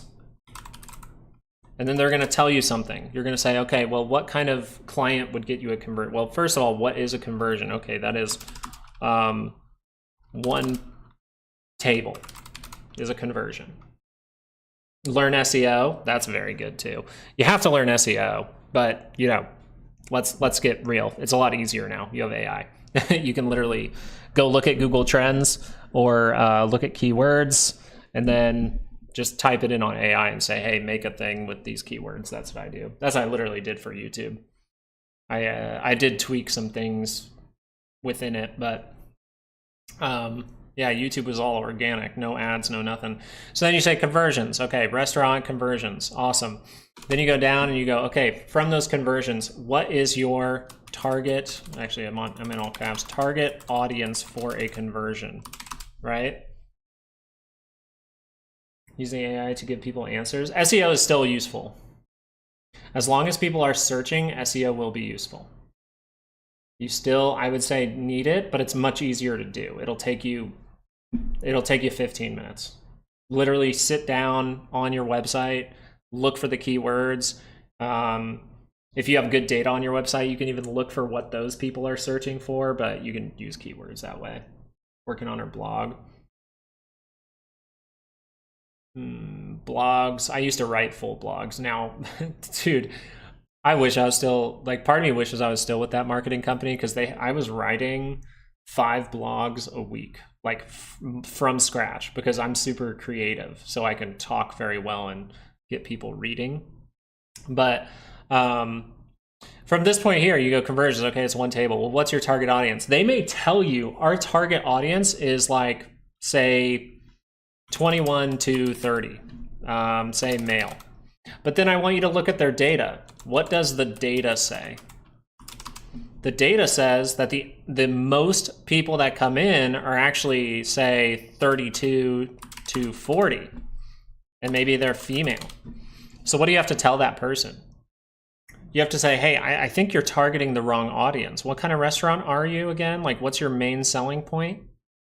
Oh, okay, we sell this, this, and this. Oh, well, those are, say, like tapas or something like that. So shareable foods.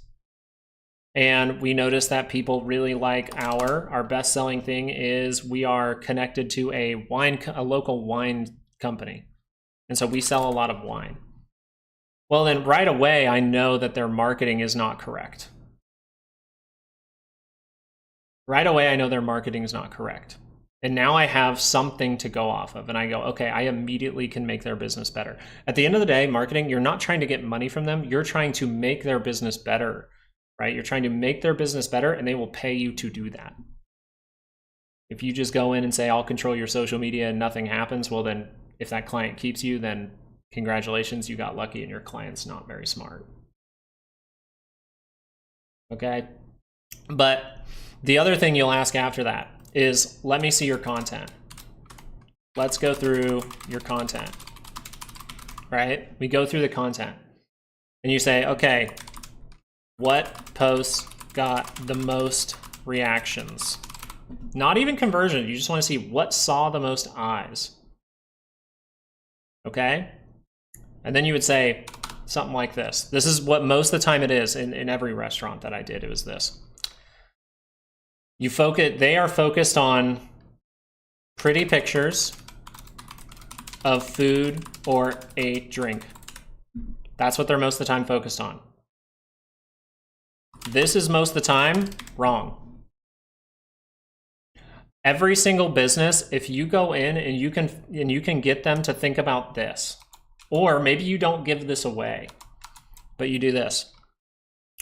You start thinking like this. This will make you one of the best marketers. This is why I was so good at marketing. I stopped thinking, what do I want to sell? No. That's bad. With content, it equals what? Okay, let's do it this way. If I was a customer, let's do this, my target audience, what would catch my attention? That's yes. This is yes. If I want to sell you a basketball and I sit there and go, the basketball is round, it's 10% off, it bounces better than other basketballs, it's the right size so you can practice with it. So if your kid's in high school, it's the right size ball, so he'll have the correct ball to practice with. Is that really going to sell it? Probably not. You're late for the party, Georgie, but we can still go over stocks if you guys want. You guys just throw it out there. And thanks, Jenry, for joining us. Just know, guys, if you're joining, and I know we're talking about marketing here for fun because I love marketing, but if you're just joining, you can always throw out a ticker and we'll still look at it. And then also, if you want to look at the beginning of this video, you can see that disclaimer at the bottom. We did put a full breakdown at the beginning of this video, so you can see it, so you can get daily expected moves and everything like that. I just wanted to hang out with you guys for a bit today, a little bit more relaxed. So if I was my target audience, what would catch my attention? And then you can move that to, now that you've caught their attention, maybe on the next thing you can say, if I was my target audience,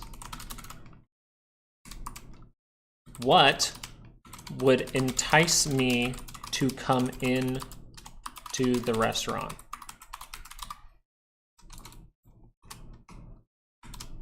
Right? This is what you need to start to think of. Now you're thinking, this is only for a restaurant, this is only for a restaurant, this is only for a restaurant. Take this first part, fill in the other thing, it's exactly the same. Shit, this could work for selling kids' toys. This could work for a lawn mowing company. This could work for a dog walking company. This could work for a trash bag selling company. This could work for a, and these don't even have to be companies, guys. Be your own company, right? Just, if you want to, try to sell something, right? You don't have to have some big thing behind it, but you can do this. If you're in sales, this is the best thing you can do. Who got all over social media for making massive burritos? They got popular very fast. Exactly. I can tell you one company here is a pho company. What did they do? They made a giant pho bowl competition. And if you win, you get a t-shirt, name on wall, and a $25 gift card. Now, how big of a bowl do you think that is, man? How big of a bowl of pho do you think that is, my dude? It's a big-ass bowl. And guess what? It was the shittiest pho I've ever had. It was really bad. It was awful. But do you know what encouraged people to go there? They all wanted to see the big bowl. They didn't even want to do the competition. They just wanted to see the big bowl of pho. So one of the friends would get it, they would fail, and everyone else would get a bowl of pho. I'm from Kansas. So you can understand, in Kansas, people don't understand this as much. Maybe if you go to Kansas City and stuff, especially, they will start to get it. But people just, when you say this type of stuff, when I would say this to clients, it wouldn't click because they don't even believe, they don't even believe social media works, some of them, still to this day. My wife's from New Jersey. Hey, that's dope, Natural Born Nerd. Tell her I say hi. Tell her I say hi. Austin or Cali? My brother's in Austin. I used to go to Cali. Unfortunately, my grandpa passed during COVID, so I couldn't go see him, but San Fran. Oh, I'm down, Glory Gaming. I'm down. Please don't show any bullish outcomes. There are some bullish outcomes for the market. If you want me to look at something, R. Williams, I am more than happy to. We're just having some fun today. Market's kind of closed, you know, so we're just doing a little marketing lesson. But this is really all you have to do to break it down. If you can get good at this, you can get a little bit of info, it goes a long way. It goes a long way. You still have hope, R. Williams. You still have hope, man. One thing I'll show you, R. Williams, that's pretty interesting is, did you see this today, R. Williams? You see this spike? The put-call ratio is at 1.75. That is an extremely bearish move. Is that people getting too excited? Or is that someone, while the market's closed, making a big bet because they know what's coming? We'll see. How would I grow as a gaming channel at Twitch streaming? Everyone's going to tell you to do shorts. I'm going to tell you one thing about shorts. Because I did a YouTube channel. Really, YouTube was the only thing I've never tackled. I have assisted with it, done SEO with it, but I've never tackled it myself. This is my first time doing YouTube seriously. And kaboom. Looks pretty good, right? We're doing great. The biggest thing is satisfy the need that you're going for, right? My need is, in this channel, my whole goal is one simple word: help. Help people in some way. Try to be helpful in every single video. That's my goal. And I hope to meet that goal every single day. Miltonville, Kansas. Oh, Cloud County? I played against Cloud County once. Soccer. Oh, now you're in Lawrenceville? I was right around there in Georgia, actually. Well, where's Buford? That's where I was. You helped me play. Hey, that's great. That's the goal. If you want to grow any kind of videography thing, anything with video, you have to seriously understand like what's your goal and never have it be money. If you have it be money, you're going to get depressed really, really fast because you're not going to make a lot of money. I do not make a lot of money on YouTube at all. I made $0 on YouTube until like, and I'm lucky, by the way. I'm lucky because I have skills for SEO and stuff, but other people, they do YouTube for 10 years and don't get paid. Okay, you have to do that, but we'll have the options that were dated for today. I think they got priced in. They got priced in and moved to tomorrow, is what I heard. But I actually don't know for sure. Maybe someone in the chat would know. I'm pretty sure they got priced in and moved to tomorrow. Follow you for some time. It's great to have you aside while trading. Hey, that's awesome, Bert. I appreciate you saying that. And thanks for bringing some stuff up today, Bert. You don't think I've been noticing? You've been chatting. I don't like to give exactly where I am. I'm sure I've let it slip plenty of times, but you guys know me. I'm still like my privacy. I used to be big on putting my face out there all the time, like with social media and stuff like that. I still do it on this channel for sure, but privacy is a big thing now that I have a daughter. So I don't have a Discord. I have Patreon, but I'm not trying to, when I hear Discord, it just puts a bad taste in my mouth because I think a lot of trade channels are like, I'm not someone who's trying to hold your hand while trading. No, I want you to learn this stuff. So if I'm not here, you know, you do it. I want to be your buddy you go to and we can, you know, talk about things back and forth, see what's likely to happen. And we can be like, yeah, I kind of agree with you on that. Buford next door. Okay, I thought I had been to Lawrenceville. I think I looked there for a house when I was in Georgia to rent because I was going to stay there for a year. So yeah, so that's just one thing with, I've been much more private now that I have a daughter.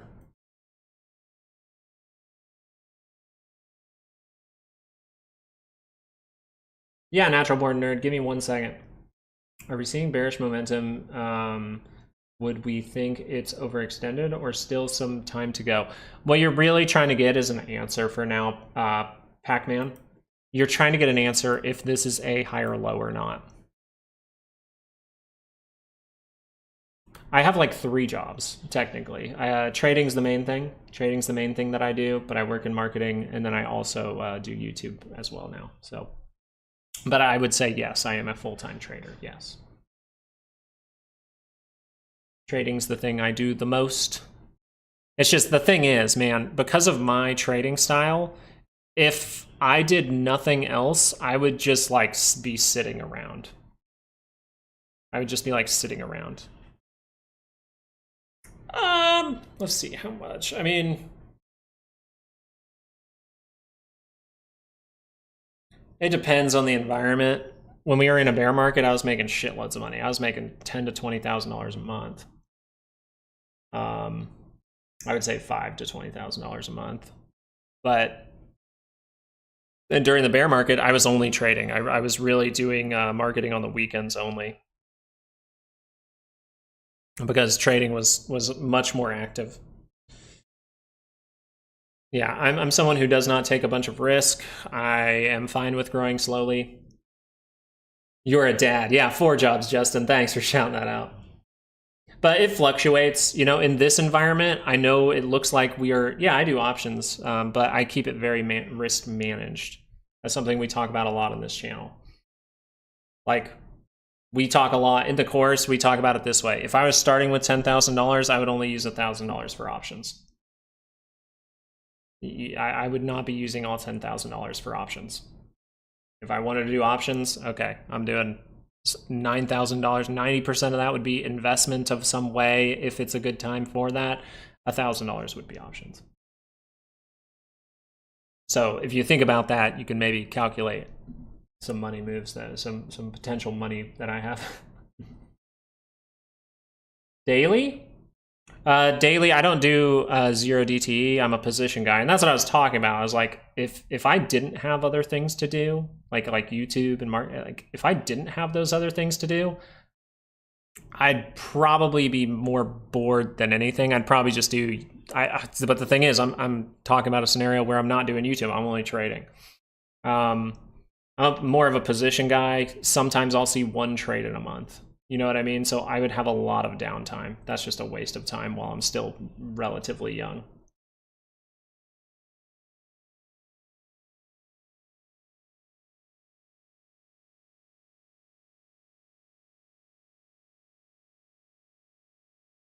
Where small cans is off, hey, off 24.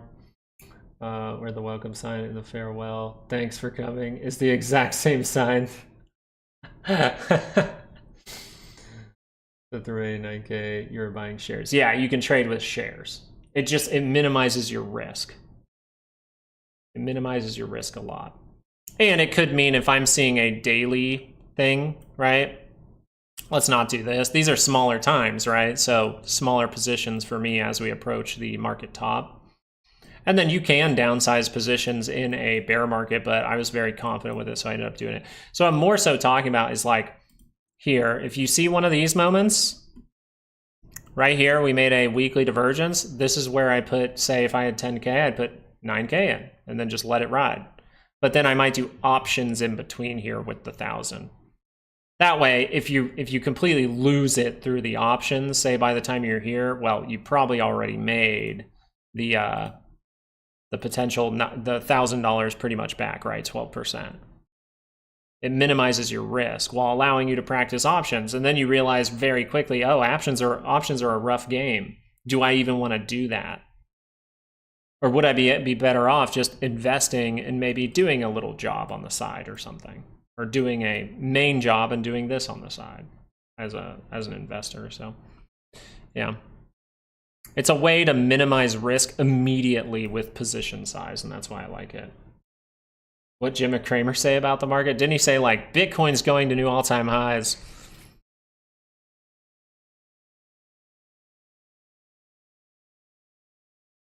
Oops. Oh, not for now. But hey, we're running into our lines, so let's see what happens. Jim Cramer, yeah, Bitcoin's going to new all-time highs.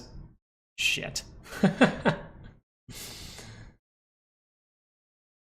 Yeah, R. Williams, and that's like a super basic thing that a lot of these people on YouTube should be saying. If they're real traders, then you understand risk management. You understand position management, right? Or risk management within position sizing.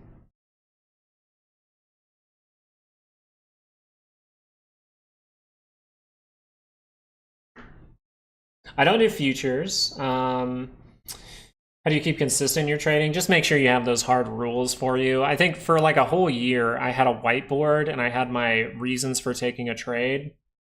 Especially when I started doing like options and stuff for swing trading, I used to have a whiteboard that literally said my reasons for taking a trade. And then underneath that, I had my risk management, I call it management of the trade. So I'd have my management of the trade conditions as well. And whenever those conditions were met, I would buy something. Whenever something would go wrong, I would have to pay attention to my management of the trade, and I would sell something. And that's just how I did it. That's how I trained. You have to do that for a long time to be consistent, like to consistently build those habits, those good habits. Something you can do right now: go on Amazon, pay the $20, get a little whiteboard, write your conditions for when you take a trade. Look at your good trading and say, what are the conditions for this? What are the triggers that I'm looking for? What are the reasons for the trade? Then you sit down, you go, I need these things to happen, these exact things. If those exact things happen, I can take the trade. If they do not, I'm not taking the trade. And then it's just your job to stick to it. And then the management of the trade part is something you can build on your own if you want to build your own. I give how I like to do it. I know Marshall Law's been loving those, man. That's something that'll really help you out, Bert. Bert, genuinely, if you can really get down the management of risk, you will immediately be better. And then the other things will make you better by little increments, right? A lot of people just take a trade and they just hope it goes well. And when it starts to go wrong, they're like, man, I hope it turns around. Sometimes it does, sometimes it doesn't. That's where it starts to become gambling, right? Me, I go, oh, this trade's going well. Ah, shoot, management of risk having to come in. Okay, I'll sell that. Sometimes it's for a loss. Sometimes it's for a tiny gain, right? Like Amazon. Tiny gain, 1-2% on an option play. Not very good. Yes, R. Williams. Yes, 100%. Yes. Anyone that tries to tell you they're perfect is probably not a real trader. Very seldom, but yes. No. It happens. You guys, it happens to everyone. It's just when you take the loss might be more important than if you have a loss. Right? Bitcoin, if I was trading Bitcoin, I would not do this right now. But if I was trading Bitcoin on a 2-hour chart and this crossed down, where am I taking the loss versus am I taking a loss? Right? Where am I taking the loss? Am I taking the loss here or am I taking it here? Do I have reasons to take a loss here? Do I have reasons to take a loss here? That's a big difference. The 4-hour cross down went through the center line right in here. Okay, take the loss. Goes down deeper. And here's the thing, everyone's like, oh, but it came back, right? Like, if you're holding this, what if it dropped to here? What would your emotions be like here? What would your emotions be like here? Would this have convinced you to sell? Right? And then it ends up going back up. This is to keep me from having those emotions, and then I can just say, hey, I have that nice line there. If this curls up, maybe that's going to be good again, and we're going to go back to positive. We're really wanting to hold this floor. Maybe this is going to be a head and shoulder, so maybe we get a run here and it fails. Right? But yes, everyone takes losses, okay? I've even said during the live show, I'm like, I'm going to have to take a loss here. I haven't had huge losses in probably, I mean, unless you look at my fun account, guys. Don't look at my fun account, okay? Do not look at my fun account. My most successful trade, weirdly enough, it's a TLT trade, and it ended up being a day trade. I don't remember the exact date, but I just remember like almost crapping my pants.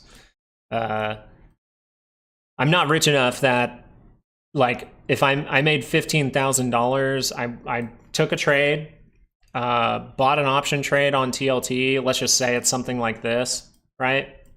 Bought an option trade with TLT, and I took like a 2-week option for something like 99 or something, and I was like, you know what? I really like it. This is not the trade, by the way, but this is kind of how it went. I was like, right here, I was like, man, I really like these signals down in here. I bought it down in here, an hour left to the close or something like that. And then the next day I woke up and it had gapped up to like here, and my option was worth, I think it was, I turned 4,000 into 16 or 15,000 in the morning. I didn't even look at the price action. I saw the number and I went, I'm taking that.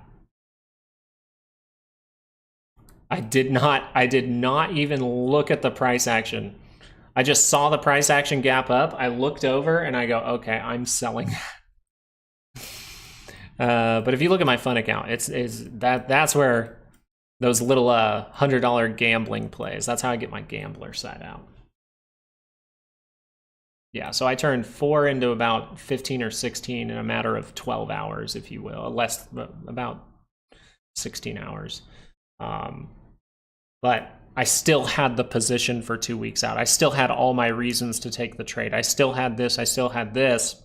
And then the only reason I took profit, a lot of people would say, oh, that's going to go higher. I go, no, that's good fucking money, man. That was back then. But yeah, I minimize my risk a lot. 60% of the time, the trade works every time. You know what I'm saying? Bearish panic. You know what I'm saying? In-house casino. Yeah, pretty much. I am someone who really likes probability. So when I go to Vegas, I'm bringing $5 grand and I'm sitting at a roulette table, man.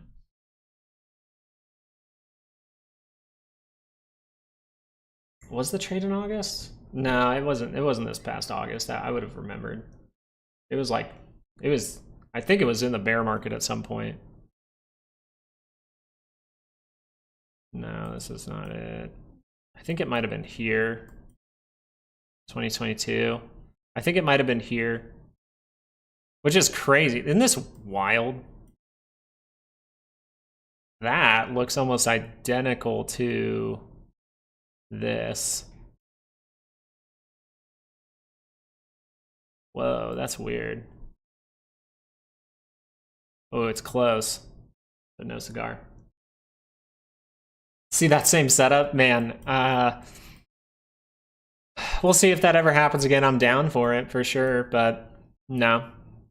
We'll see. If it pops up, I'll probably notify you, and then we'll just... The thing is, people think that I knew that that was coming. Like, I say that number, and people think, you know, oh, you knew that that big gap up was coming. No, I just took a good signal. This is why we talk about, like, the crash like that. Like, you guys, you know, it's just going to be this. You're going to follow the signals, follow the signals, follow the signals, follow the signals, and eventually something big might happen. You might follow the signals, and then something big happens, right? That's all you're doing. It's just knowing, is something big happening or is something big about to fail? Little things like that. Like, that's really all it is at the end of the day.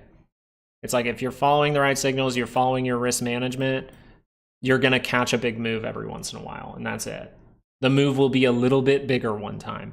And I encourage you, when the move is bigger and you see an amount of money that maybe you haven't seen before, if you ever take one of these plays like I did with TLT back in the day, if you see one of those plays and it happens and you go, holy sh, that's good money, that would be my biggest gain ever, what do you think you should do? I'm just being genuine. The next trade will always set up. You're talking about the trade that's probably the best money you've ever made, and you're going to be like, I think it'll go higher. No, you just go, man, I like that money. I'm going to take that. I'm going to take that. This is, oh, and this is something big when I talk about GameStop and stuff. GameStop and AMC. You know, I bet are some of you guys GameStop and AMC stuff, like people? Right? Any GameStop and AMC people? Can I explain how divergence works? We really go into it very thoroughly in the course. The course is 90% off right now, guys, as we approach the market top. I thought January, and we're going to do this every single year. 90% off for the course. The amount of people who have told me it is helpful is just insane. And the whole point of this channel is to be helpful. And I said, hey, stick around with the YouTube. Make sure, you know, that you like this style and you understand what we're saying a little bit, and then that's when you can make that decision. But it'll really teach you why divergence is important and when we're really paying attention to it. Okay, usually it's using weekly expected moves and monthly expected moves. But I will tell you this. Okay, KK? Wish I didn't just say 3 Ks in a row. I'm sorry that I called you that in some way. I'm going to call you XKKX3. So there's 5 Ks. Cool. One thing that I would say is, what is divergence? Divergence is the weakening in momentum signaled by your momentum indicators, right? And so when we pay attention to it, we pay attention to both at the same time. That's when it's the strongest. It can still reverse with only on one. Say it's not here on the RSI, or it's not on the MACD, but it is on the RSI. You can still see reversal from that, but you want to be looking in case that is a pullback. But if they're at the same time, that's when you want to pay attention. So the basic way to explain divergence to people is this. The price action is heading up, but your momentum indicator is heading down. Now, is the divergence here right now? Who can answer that question? Don't understand the meme stocks? No. We've just been trading it just like every other stock, and it's been good. That's it. That's all we were really looking for. It's been good. And it's remained good. That's what's important. Yes, there is divergence. Perfect. Okay, perfect. There's divergence there. We get that. Yeah, Justin. Okay. But what you want to understand here is this here? And a lot of people are saying yes, but I just want you to think about this for a second. Has the momentum actually confirmed down here? When is the divergence confirmed that it is fully 100% there? Well, we do it based on when it crosses the signal line. So no, So the divergence could be, the way you really want to talk about it is the divergences could be forming here, but have they confirmed? No. If there was divergence here, I would already be reacting. I would already be reacting. And maybe that's something in the course we need to make a little bit more clear. But for the most part, we know the confirmation is when it's there. Now, a lot of the time you'll hear me talk about these like, oh, you have divergence, but you have to wait for that to confirm. You have the formation of divergence is what I'm saying when I'm talking about. You have formation of divergence, and that's what I'm saying. And if you want to help yourself, it can confuse you, by the way, because watch this RSI. If you do turn this on, that's fine. That's fine. But it can confuse you a lot of the time. Notice right here, we cross through, we cross back up. Notice right here, we cross through, we cross back up. And you never really confirm this on the MACD. Even this confirmation was bad. We've explained why. What you're looking for is when these two things like are happening. Like you could take it early, but you need to know that that's an early signal. This is the lagging indicator, so I just trust it a little more, and as a position trader, not a day trader, I can take a position and then watch that go down for a few days and then make a decision if there's a weekly expected move and things like that. So the key thing you need to take away from divergence is it gets you a little closer to the center line. I'll just put that. That's the best way to understand divergence. Why it is weakening in momentum is what we discuss a lot in the course, though. But that's it right there. Is this closer or is this closer? This is, so that's divergence. Exactly, so the MACD crosses. Now, what do we like to do though? So we like to see if there's weakness right here, to see if this is giving any signal that there's a high probability that this could cross down, that the shorter timeframes are going to see weakness in momentum that could push the daily to cross and confirm that signal. And that's what we really try to get people versed on in the course. And you notice you do have it. GameStop has it. That's why I think this is a good one to do it on. It still moves like a regular stock, and these signals can fail. But if GameStop has a daily turn down for the next 2 weeks, I'm not going to be surprised in the slightest. But you know what has to happen for GameStop to turn down? It has to confirm. The divergence has not confirmed. It hasn't. You had it right here. Look at this. MACD. Ooh, that blue line's above my green line. RSI, it's on the RSI. So this could be a pullback.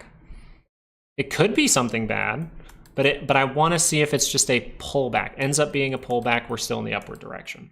Has not confirmed yet. But I'd be seriously watching GME.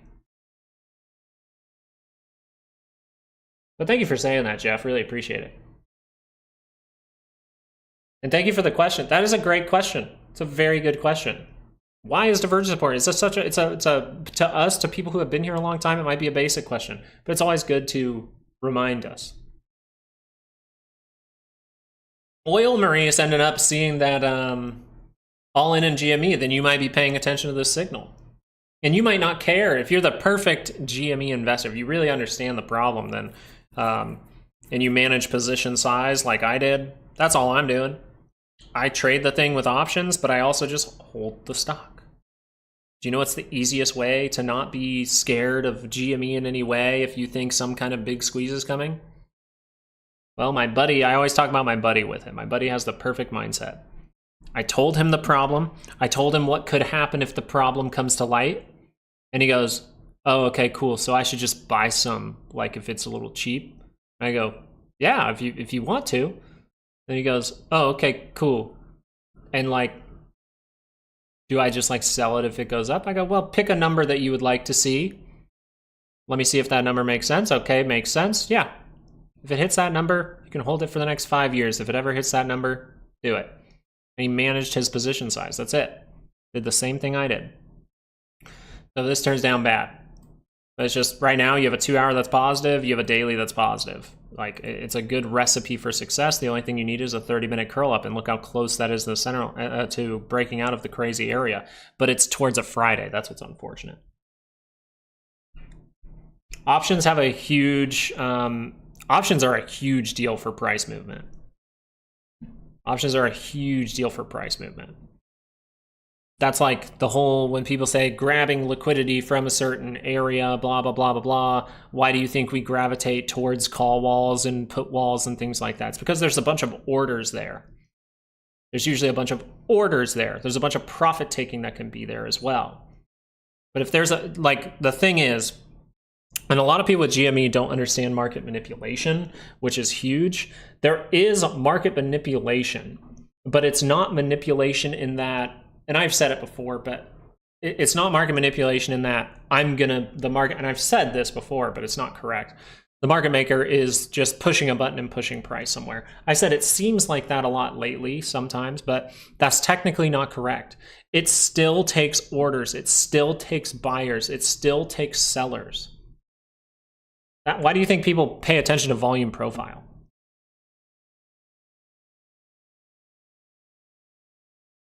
I don't trade patterns, Anthony. I look for patterns and look how they're going to affect my signals. That's more how I'm paying attention to patterns. Didn't affect the market. You may think that, but that's because most retail traders are trading on a wholesaler. They're trading on the Robinhoods and what is it? Even I think it's Robinhood, Webull, maybe even Moomoo. I don't know too much about. But these type of platforms, I believe payment for order flow platforms, they can redirect those orders to the dark pools for a certain amount of time till they have liquidity to do whatever the hell they want to do. Right? That's the big thing there. These are trades that do not, look it up. Go look up trades that hit the lit market versus trades that do not hit the lit market. And also dark pools are for big transactions that don't want to be seen right away by the big players. Right? So they can do it through dark pools. But yeah, that's why retail doesn't feel like their trades are hitting the tape. That's why a lot of people are talking about the Chicago exchange and stuff like that. That's because it's hitting directly on the lit market. That's why it's exciting people. But you don't even know. I mean, you can go find out, but you can go find out what's in the dark pools and see if there's a big order. If there's a big order for $1 billion worth of GameStop and you see that order in the dark pools and it hasn't hit the lit market yet, and you go, oh, okay, well, this potentially means a big move's coming soon. Let me look for a good signal, something like that. What's your opinion on AMC barcoding? AMC has huge options trading, I think. I think people are always just trying to do that, watch it go up 1 cent, make double their money and get out. Short it, make double their money, get out. I think that happens a lot. I think there's much more, I actually think there's more money in AMC than GME in general with shorts and everything. I've used you can go, I think Unusual Whales tracks that. They have a decent platform for it, I believe. I haven't used his platform, but I've seen some people show it to me before. It looks pretty good. There's Unusual Whale, there's Trady Ticks, and then there's one more that I was looking into, which is actually on, I'd have to look for it. Okay, here's what I would say. Look at FX Evolution's next video. Look at FX Evolution's next video. He'll show you dark pools, and I wanted to look at that platform. FX Revolution, whatever it is. Exactly. So if you don't mind getting the data a little bit late, he's going to tell you the important orders with SPY and the Qs. Which data subscription do you have in TradingView? Well, the subscription I have right now for the platform is the premium, whatever the best one is, because I got the Christmas special and it was actually cheaper than what I was paying for basic. But I only used basic for years. I'm just having fun with it. I think I tried out premium for a month. I was like, this ain't worth it. But then the Christmas sale, I was like, oh, I forgot they do this, so I'm gonna try it out with premium, see if anything's better.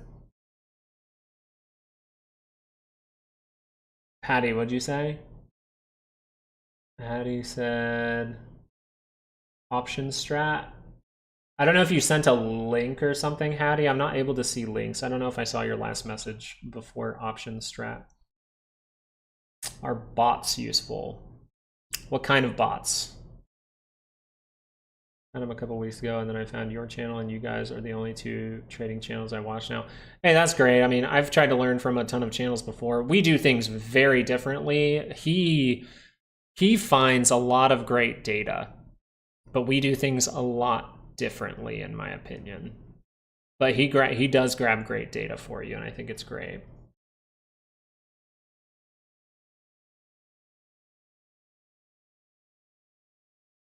Option strat for flow. Yeah, if I was doing like if I was doing 0 DTE, I would probably actually pay for dark pool data, because you'll see big. You know where the last, and I think I saw it on there, but you know where the last big dark pool trades were at? They were like in here, here, and here.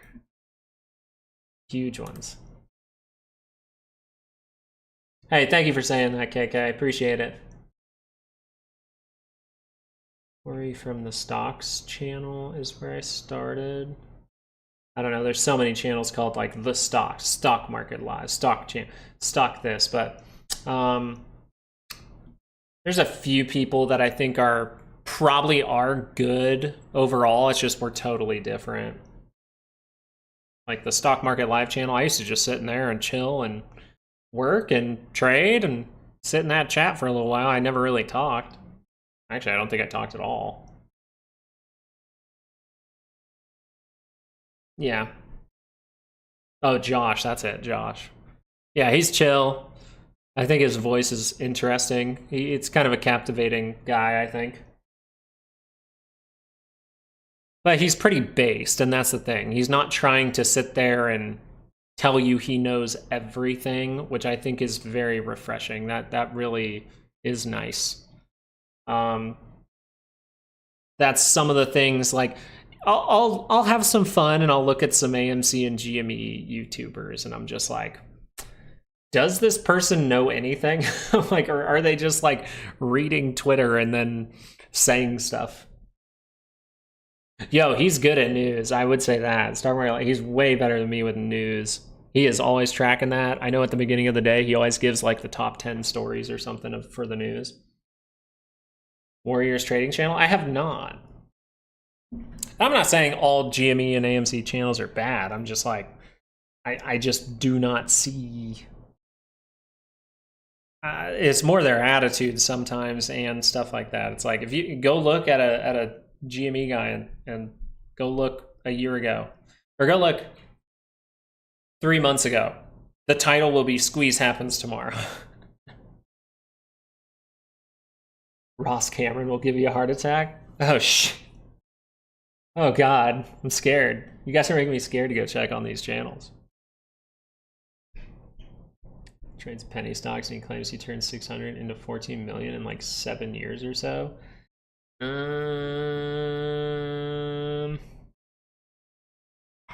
If I will say this, I'm not even a millionaire and I don't tell people how much money I have.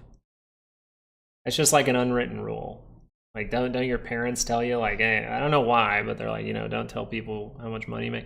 I see it more now as, especially now, I don't tell people just because I'm like, I'll tell people how much money I usually put behind a trade, how much maybe I make a month, but it varies so much that it's not like a hard number. But for me, I'm just like, I have a family, and if I tell someone I have X amount of money, like that just seems silly, especially to do it with people on like the internet. No offense to you guys, I'm sure all you guys are great people. Not one of you guys is a bad person, let me say that first.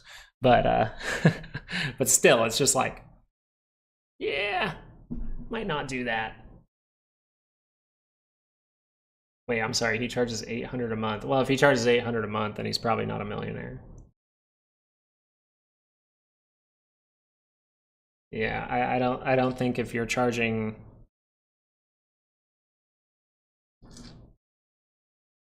yeah, I don't think if you're charging 800 a month for some, I mean, either those people are getting actually rich, and I'd find like 10 people in that channel and try to message them and be like, hey, how much money have you made over the last like 3 months as you've been part of that channel? But the more likely thing is my common sense bullshit meter's going off, and I'm like, I don't know about that.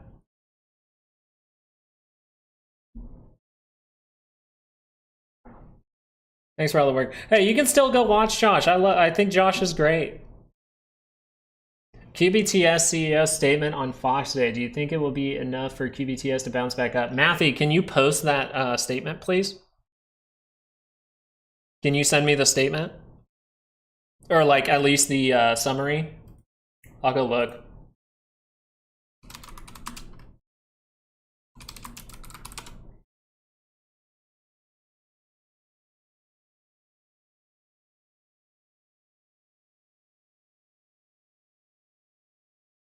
Discusses, this is what I got. Discussing increasing commercialization of quantum computing.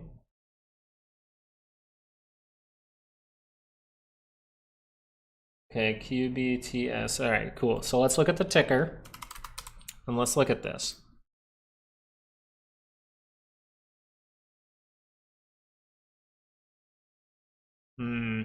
As of right now for the chart, you want to see what the reaction is. You still want, even with news, we still want things proven by our charts. Because right now, this chart easily proved that this was a bad signal. It could have been a good one if you broke through. And a lot of the time, guys, if you're going to break through a key level, you're going to see divergence. And this is when you need to be on your game. This is when you need to be on your game.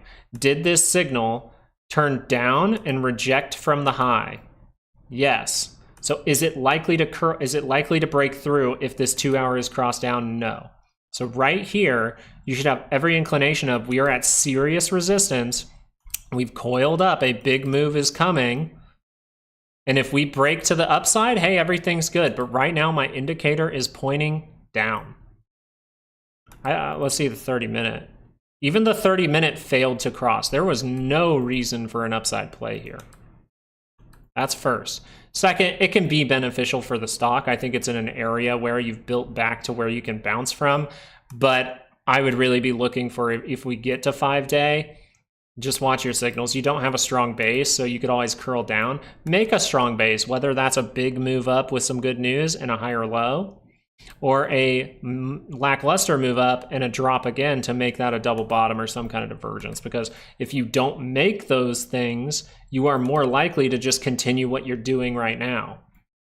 Go down. If those signals never confirm, then it never had divergence, right?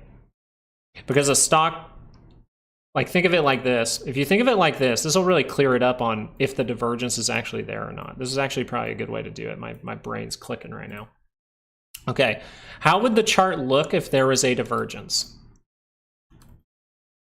The chart would look like this, right? Maybe, I mean, obviously that's not the best drawing. Let me draw this better. Let's say we get up to the center, we do that. That's a divergence, all right? Then we see this RSI, we go like that, and then that's a divergence, okay. So that means the chart would look something like this, right? It's coming down. Now, what would the chart look like if the divergence is not there and never confirmed?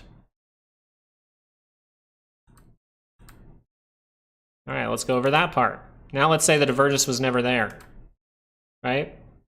Or let's say this divergence didn't work out. Let's say it that way.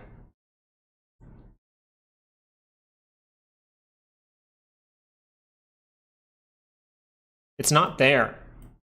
If you go back in history, a week later, you go back to this moment where there could have been a divergence forming, and then it never confirmed, would you say there's divergence there? No. You wouldn't, because there is no divergence there. Do you know why there's no divergence there? You never got confirmation. That kind of clears that up, actually. I'm sorry you got smoked on QBTS. I hope you were able to learn from it. That's what I hope. I've had that happen to me front running kills accounts. Exactly. Just wait for confirmation and then manage the trade. If it goes positive, things look good. If it starts that goes positive, positive, positive, and then it curls down, and then it keeps going down and goes negative, you start to see bigger time frames curl down, that's when you might have to make a decision.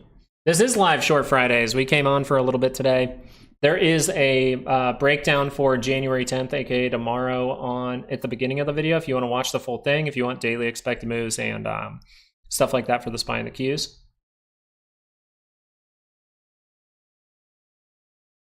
Thank you for answering it. Really appreciate it. The link is too long to share, but it's business wire, for example. Yeah, I kind of clicked into it. He's saying good things, but overall, you want your signals to prove those are actually good things that investors are seeing as good things. Because at the end of the day, you can hear something good, but just because you believe it good, does it mean that other people think it's good? Does it mean a bunch of investors from that good thing will buy into the stock? Because at the end of the day, stocks move based on buying, right? They move up with buying. At 71.28, thoughts? How'd that Nike play work out for you? I thought this was kind of YOLO-y for you to... Oh, it's still looking pretty good. It went up to 71.28 last night after hours to 71.28. I mean, I like this confirmation right here. The thing I don't really like about it is it's kind of wonky because it's like this one's on the MACD. That's awesome, but it's not on the RSI. If you wanted to connect those points, okay, it's just you have a blip in it. That's the problem. And then the problem with this divergence is it's not on the MACD, but it is on the RSI. So you're in a kind of a wonky spot. The 2 hour here, that's where sometimes if you take that chance, you got to be watching that 2 hour and you can feel more comfortable if that 2 hour turns up. But understand the 2 hour is in negative territory. I want you to look at the past when you actually saw a good bounce. What did you do that whole time? Well, you saw a 2 hour rip, kind of flaggy, broke down. Then you see a divergence. That one didn't even play out. You went down again for the triple dip, if you will. And then that divergence proved. And guess what? It was just as wonky as that 30-minute. It was just as wonky here. But at least this time, you don't have it in the way. And you're going, okay. Okay. And it's probably on a 4 hour. So I would just say your 30 minutes a little wonky, and now that you know that, you know, hey, I can take that into consideration. And yeah, we added a signal line for what we were talking about, by the way, short Fridays. But yeah, if it's a little wonky, as long as you're confident in your risk management and you're confident in your trading, you should not be scared taking trades as long as you're doing it at the right time. They always say, you know, when they talk about investing, time in the market's better than timing the market. With options, timing the market is like huge. Kind of wonky, you know what I'm saying, Kim? You know what I'm saying, Kim? Kim's my girl, we know. What's up? Oh God, now I hope you're not. You see, this is why the internet's rough, because I'm like, it could be a dude named Kim. I don't know. Am I using STD settings? What? No, standard settings on the MACD RSI. Yeah, pretty standard. 12, 26, 9. On the close too. So that's where you have to make divergences with the close. 14, 14, 2. MA type, I do SMA, but he's got a disease. Ew. Will Warren Kitty tweet tonight? I was talking about that. I was like, man, if he does, this is in a great area to do something crazy. It is. The only problem is you got to reverse it. Short Fridays, just so you're aware, this is a reversal signal. Has not confirmed yet, so it's forming. We'll see if that confirms. Yeah, Jeff, I'm just messing with you, dude. I'm just messing with you. Hey, Matthew, thank you so much for subscribing. I got to hop off in a sec, though, guys. My wife was looking forward to today because I don't really work today. I do have some stuff I got to do, but I wanted to hang with you guys. I felt like you guys, you know, I thought you guys might be lonely today. You know, market's closed. We don't get to hang. Jeff. Thought you guys were like, man, I miss Luke. I miss that guy. So I just thought I'd come say hi. And give you guys an update at the beginning of this video. You know what I mean?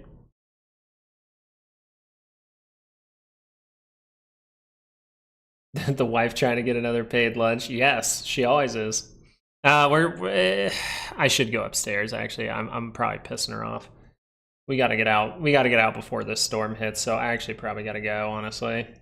We're about to get a bunch of snow again. And we already have snow on the ground. It sucks. It's all turning into ice. Now everything's icy.